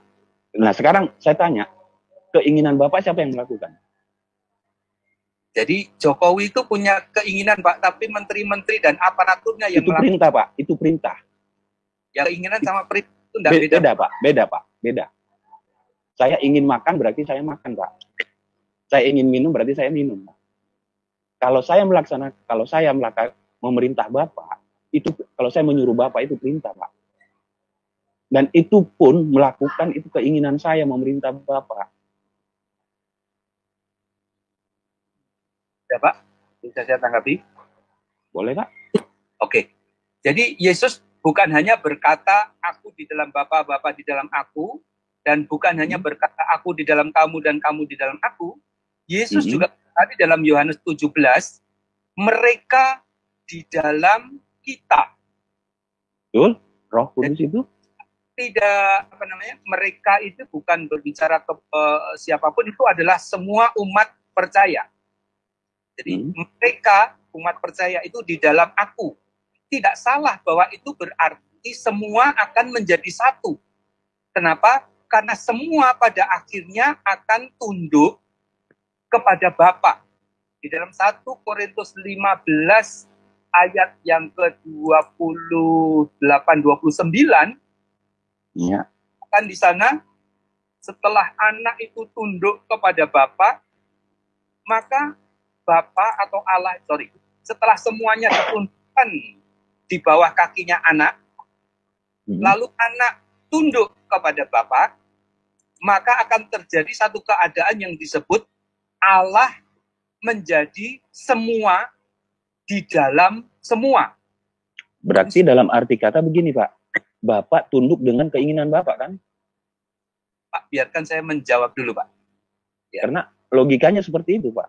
Sekalipun Bapak menjelaskan, pada intinya nanti Bapak akan menjelaskan bahwa Bapak akan tunduk dengan keinginan Bapak sendiri. Oke, saya jelaskan ya, Pak. Jadi, Allah menjadi semua di dalam semua. Ya. Berarti Allah berkuasa kan, Pak? Pak.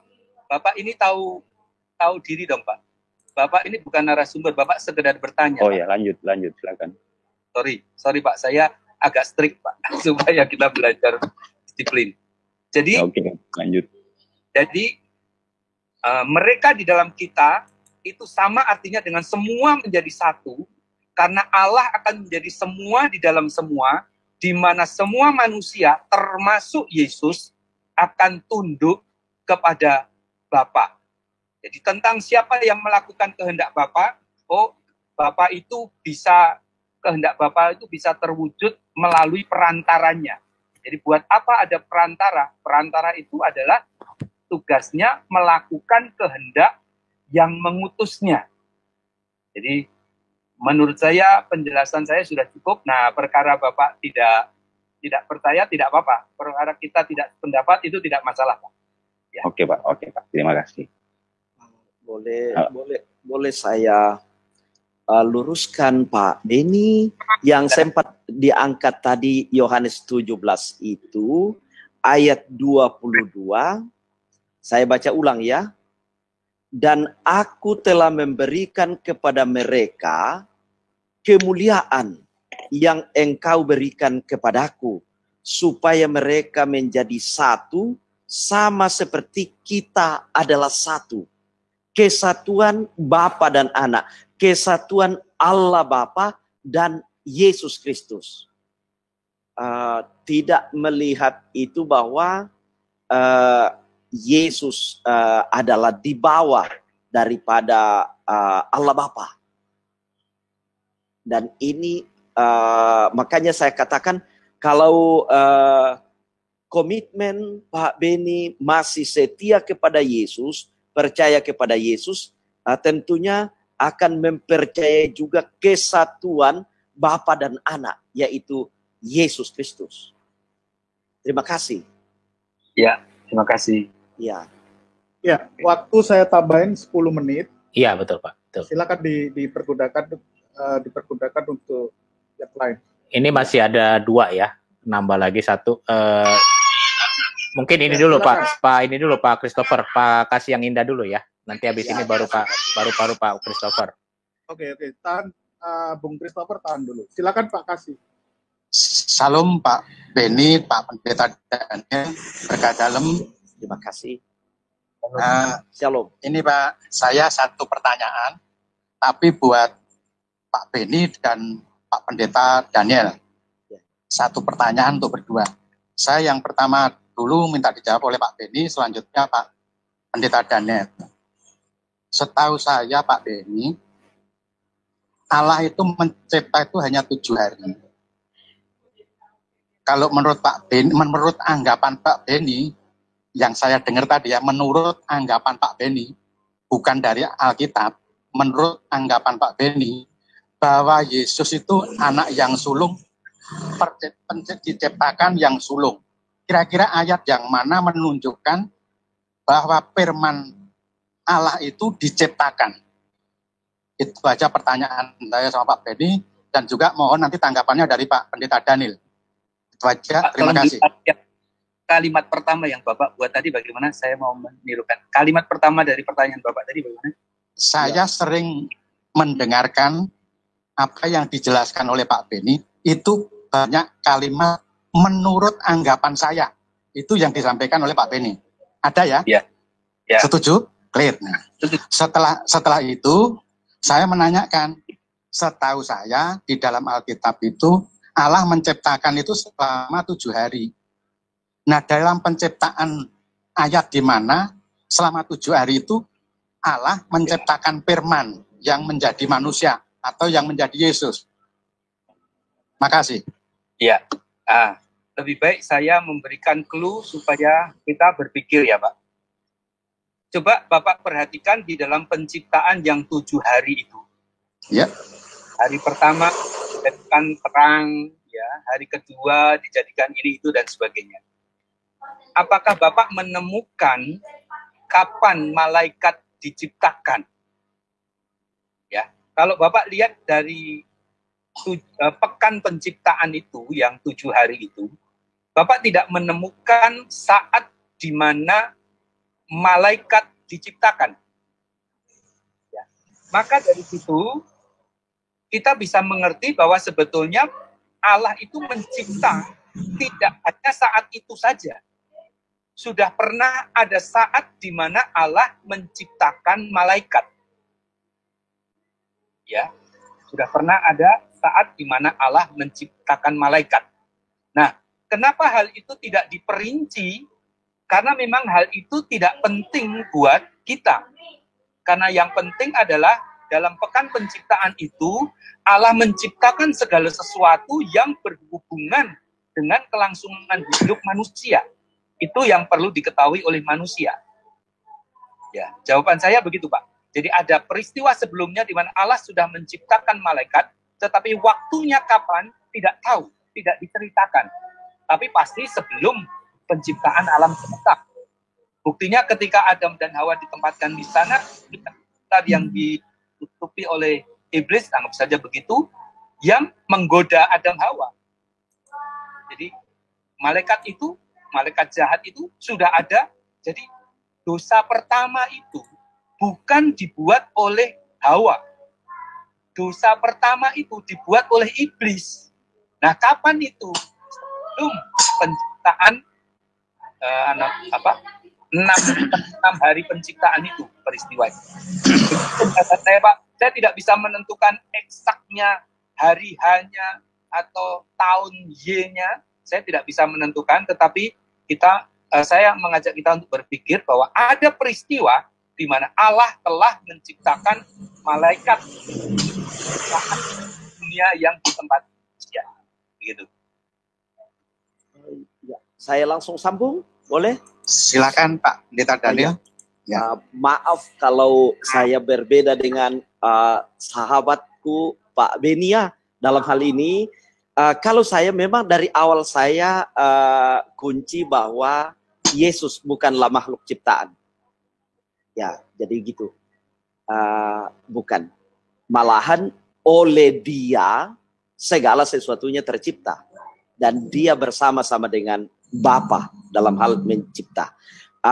Tentang ya anggaplah ini penafsiran sahabatku Pak Beni tentang kemungkinan Allah Bapa menciptakan sebelumnya itu, kalau kita akan setia kepada firman Tuhan dari Kejadian sampai Wahyu, saya kira kita melanggar dengan Kejadian 1 ayat 1.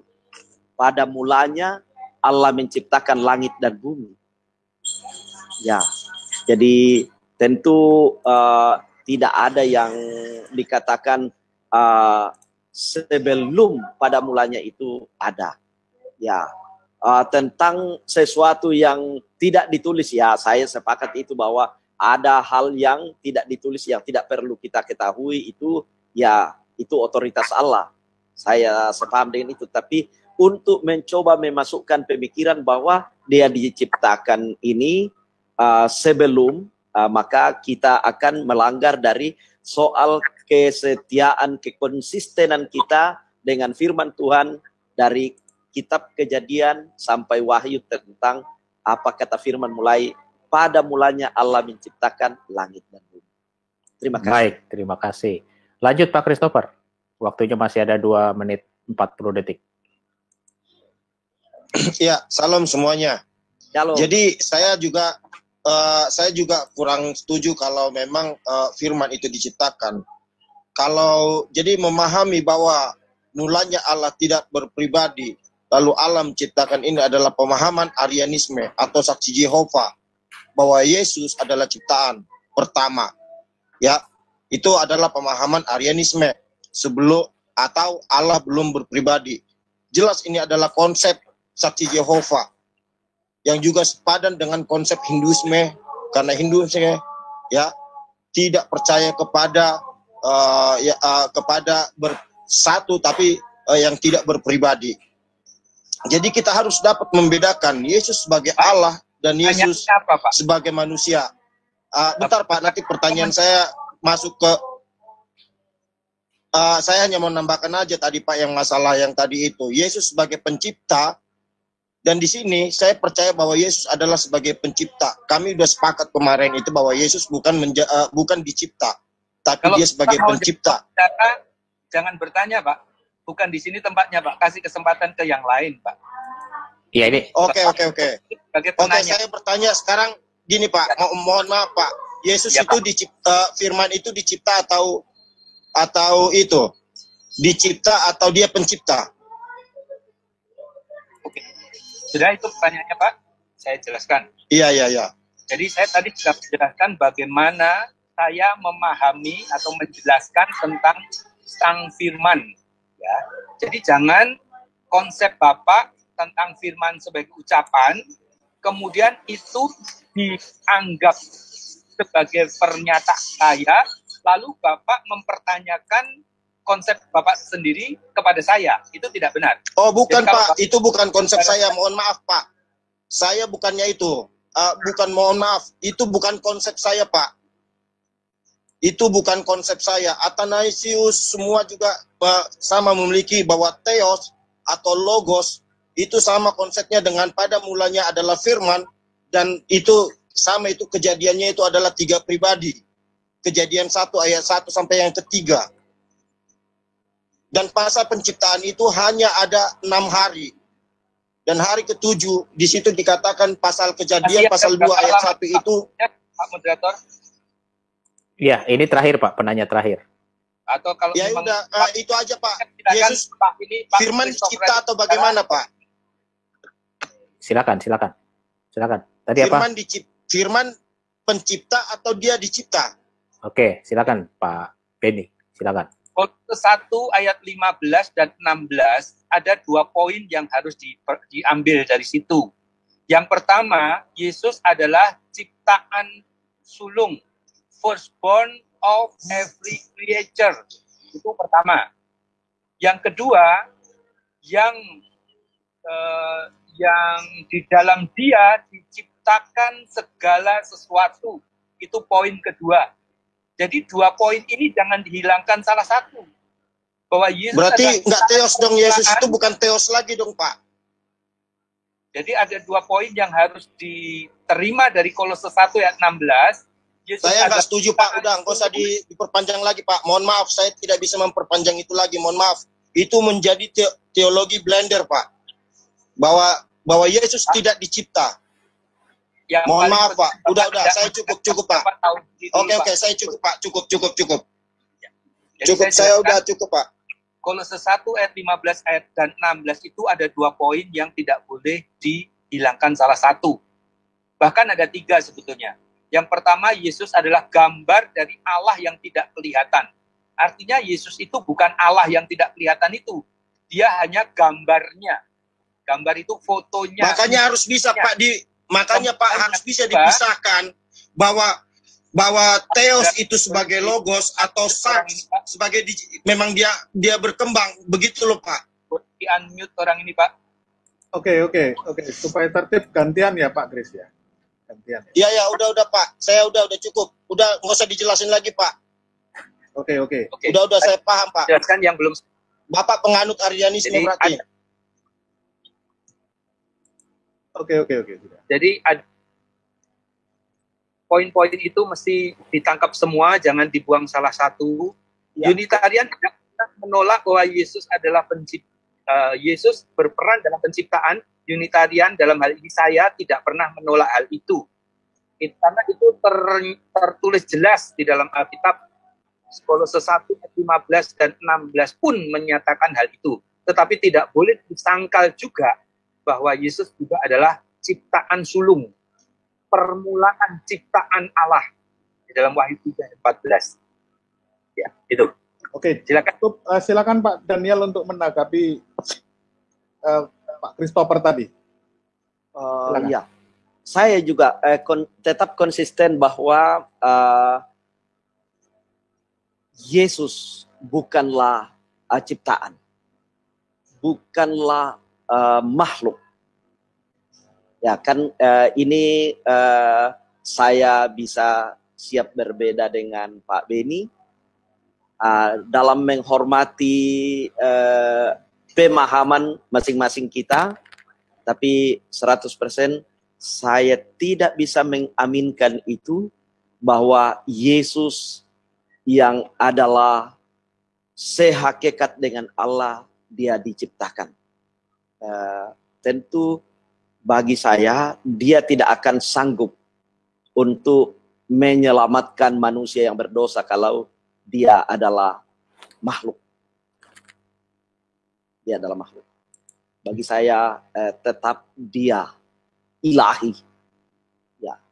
Allah sejati dan manusia sejati.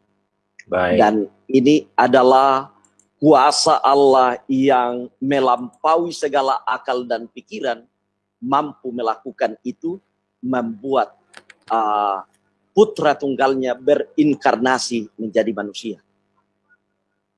Terima kasih. Baik. Kita selesai ya, Bapak-bapak, untuk diskusi kita pada malam hari ini. Ya, ini sangat bagus ya, walaupun memang jauh ya ininya pemahaman Pak Beni dengan apa yang kita pahami ya tentang Yesus Kristus ini, yang umat Kristen yang pahami. Jadi kita masuk dalam tahap terakhir ya, Pak Beni dan Pak Pendeta, closing statement ya. Jadi tadi yang buka siapa, Pak ini ya, Pak Beni ya tadi yang buka ya. Ya. Ya, mungkin sekarang yang closing supaya adil, kita Pak Pendeta Daniel untuk closing statement tentang diskusi kita pada malam hari ini. Silahkan Pak. Oke, terima kasih sebanyak-banyaknya. Terima kasih penyelenggara dan begitu juga partner diskusi ini Pak Beni dan semua sahabat-sahabat yang memberikan peran. Saya yakini dengan sungguh bahwa untuk mengenal kedalaman keilahian Yesus yang adalah anak Allah yang maha tinggi, kita tidak sanggup untuk mengenal dia secara sempurna selain dan kecuali oleh dia sendiri dalam kuasa Roh Kudusnya yang menerangkan kepada kita untuk memahaminya. Karena siapakah kita ini adalah manusia. Hanya oleh pekerjaan Roh Kudusnya yang mampu menerangi hati dan pikiran kita untuk mengenal dia dengan sungguh-sungguh, dan oleh firman-Nya kita bisa pahami dengan benar. Dan tetap doa saya, kiranya Pak Beni sebagai sahabat, saya mensyukuri bahwa masih percaya dan mau menganut bahwa Yesus adalah Tuhan dan Juru Selamat. Dan bahkan saya berharap bahwa kiranya oleh kuasa Roh Kudus juga menerangkan dengan dalam kepada beliau untuk sungguh-sungguh mengenal bahwa bagaimana Allah menjadi manusia di dalam Yesus Kristus itu dengan sungguh. Firman menjadi daging. Ya, karena bagi Tuhan tidak ada yang mustahil untuk bertindak seperti itu. Ya, adapun yang banyak dikemukakan tadi beberapa poin itu tentang dia, Yesus adalah utusan, Yesus adalah hamba dan apa segala, ini dalam berkarya itu dia sebanyak dikemukakan dalam Injil, dalam karya penyelamatannya dan memperlihatkan ketaatannya secara total kepada Bapa yang mengutusnya sebagai putra tunggalnya untuk menyelamatkan dunia ini secara utuh. Begitu. Terima kasih. Terima kasih, Tuhan memberkati. Ya, masih panjang sebenarnya nih Pak Pendeta. Selesai. Oh ya. Masih. Dan ya saya mohon maaf kalau misalnya ada statement saya yang kurang, apakah kurang hormat atau bagaimana, tapi bagi saya apa yang saya akui dan amini tentang Yesus sebagai Tuhan dan Juru Selamat, dan saya akui juga bahwa dalam kuasa Roh Kudus percakapan-percakapan seperti ini saya tidak mau mengingkarinya, karena saya aminkan bahwa dia melihat saya berkata-kata seperti ini, dan kiranya tidak ada perkataan yang aku keluarkan di depan forum yang menurunkan hakikatnya, keberadaannya sebagai Putra Tunggal Bapa dalam kesetaraannya dengan Allah Bapa. Bahkan dia telah bangkit mengalahkan maut dan ada di rumah Bapa di sorga. Ya, makanya bagi saya, ya saya tetap konsisten sebagai seorang hambanya yang dia panggil dan utus sebagai pendeta untuk memberitakan kebenaran-kebenarannya. Saya tidak mungkin memungkiri lagi tentang keilahian Yesus Kristus sebagai Tuhan dan Juru Selamat. Terima kasih. Iya, baik. Terima kasih Pak Pendeta untuk closing statement-nya. Lanjut untuk terakhir closing statement dari Pak Beni. Silakan Pak Ben. Baik, pertama-tama saya berterima kasih kepada Pak Pendeta Daniel untuk bincang-bincangnya. Jadi satu pembicaraan yang menurut saya sangat beretika, ya. Jadi kalaupun pendapat-pendapat itu tajam mengenai saya atau mengenai Bapak, itu adalah pendapat yang argumentatif, bukan klaim-klaim sepihak. Jadi saya sangat menghargai apa yang Pak Pendeta lakukan, dan terima kasih untuk kesempatan itu. Saya juga mohon maaf kalau saya bersikap tegas terhadap para penanya yang seringkali saya temui penanya tetapi kurang bisa memposisikan dirinya dengan benar. Jadi penanya tapi bersikap sebagai narasumber. Ya kalau memang mau jadi narasumber ya ayo jadi narasumber. Tapi kalau sebagai penanya ya bersikaplah memposisikan diri sebagai penanya yang benar. Kita perlu berdisiplin dalam hal itu. Nah, yang terakhir, saudara-saudaraku, kita ini adalah umat yang meyakini Allah itu maha kuasa, maha besar, maha tinggi, tak terselami, tak mungkin kita mampu memahami. Nah, oleh karena itu saya mengajak, mari kita tidak perlu mengotak-atik, memformulasikan atau merekayasa tentang Allah. Kita ini umat yang percaya kepada Yesus Kristus. Dan Yesus Kristus itu tidak diam tentang Allah. Yesus Kristus itu menjelaskan kepada kita bagaimana dan siapa Allah itu. Itu sebabnya saya mengajak, mari kita percaya kepada Yesus. Jangan kita lebih memilih percaya kepada ajaran orang lain. Kecuali kalau Yesus tidak menjelaskan tentang sesuatu, bolehlah kita menerka-nerka, mencari-cari atau mempelajari. Tetapi tentang Allah, Yesus yang adalah guru yang agung itu tahu kapasitas murid-muridnya. Dan hal yang penting sudah diberitahukan kepada kita bahwa satu-satunya Allah yang benar itu hanya Bapa. Jangan ditambah, jangan dikurang. Ya, kalau memang kita percaya kepada Yesus, yes, my Lord, I believe on you. Jadi saya percaya apa yang engkau katakan Tuhan Yesus. Kalau engkau katakan Bapa adalah satu-satunya Allah yang benar dan Yesus Kristus adalah utusannya, itu saya percaya. Kalau para rasul menjelaskan Yesus adalah Tuhan dan Juru Selamat, itu amin buat saya. Saya percaya. Kalau Yesus Kristus dinyatakan sebagai anak Allah, sebagai Mesias, saya pun percaya. Tetapi jangan membuat saya menyangkal ajaran Yesus. Kalau Yesus menegaskan bahwa Bapa adalah satu-satunya Allah yang benar, jangan paksa saya untuk percaya bahwa Yesus juga salah satu dari Allah itu. Itu tidak benar. Jadi, mari kita kembali kepada ajaran Yesus yang sudah sedemikian sederhana, jangan dibuat ditambah-tambahin, jangan dikembang-kembangkan, karena upaya-upaya itu justru akan membatasi ruang kemahakuasaan Allah. Seolah-olah kita mampu menjelaskan bagaimana Allah itu dengan kemampuan kita sendiri. Tetapi mari kita serahkan pikiran kita kepada Yesus Kristus yang sudah diutus oleh Allah untuk memperkenalkan Allah itu bagaimana, Allah itu siapa. Apapun yang dikatakan Yesus, kalau Yesus berkata Bapa itu satu-satunya Allah yang benar, percayalah, karena Yesus menjanjikan hidup kekal. Sekarang kalau memang penjelasan Yesus itu berbuah hidup kekal, ngapain kita mesti membuat penjelasan yang lain yang justru membahayakan hidup yang kekal itu.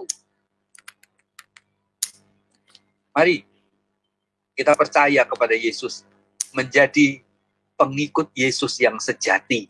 Kalau Yesus nyuruh kita ke kiri, kita belok kiri, walaupun yang lain belok kanan. Ya. Mari kita muliakan Yesus sebagai Tuhan dan Juru Selamat yang tidak pernah menyetarai Allah.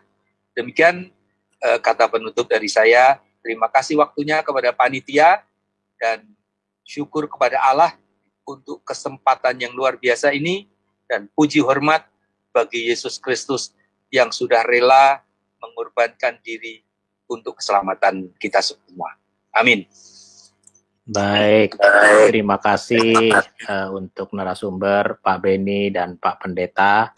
Ya, semoga diskusi kita ini boleh menjadi pengetahuan di luar ya, untuk mungkin ada ajaran yang Pak Beni ya, dengan Unitarian namanya Pak ya, yang tidak percaya bahwa Yesus itu adalah Allah ya, sedangkan Pak Pendeta Yesus Kristus Tuhan itu adalah Allah ya, pribadi dari Allah ya, pribadi dari Allah.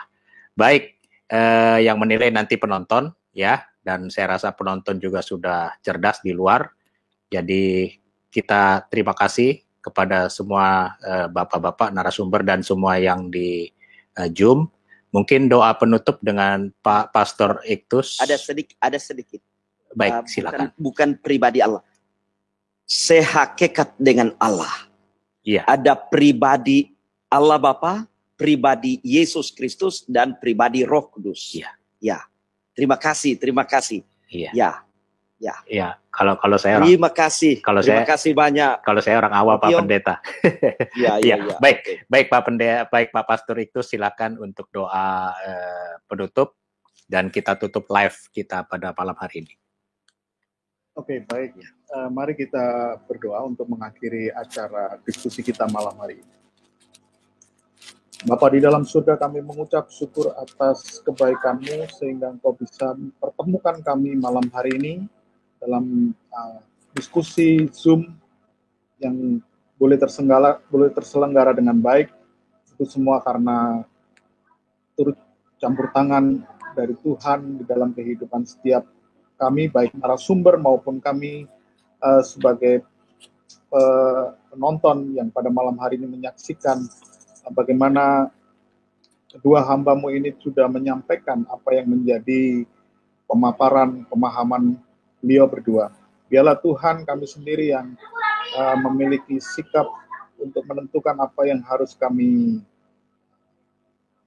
pelajari, mana yang sesuai dengan apa yang harus kami lakukan dalam diskusi kami malam hari ini. Biarlah itu boleh membawa kami semakin kami mengenal siapa Tuhan yang kami sembah.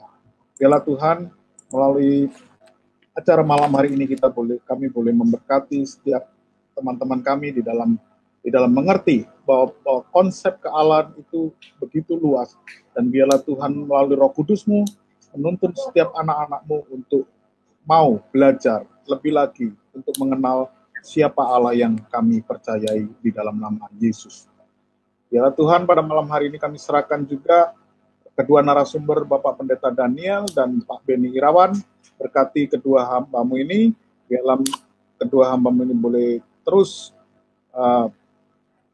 percaya kepada Engkau sebagai Tuhan dan Juru Selamat, dan biarlah di dalam setiap karya beliau di dalam pelayanan, biarlah Tuhan senantiasa memberkati, baik di dalam kehidupan keluarga, rumah tangga, kesehatan, semuanya Tuhan Engkau memberkati mereka. Kami menyerahkan acara kami pada malam hari ini di dalam nama Tuhan Yesus kami berdoa dan mengucap syukur. Haleluya. Amin. Amin.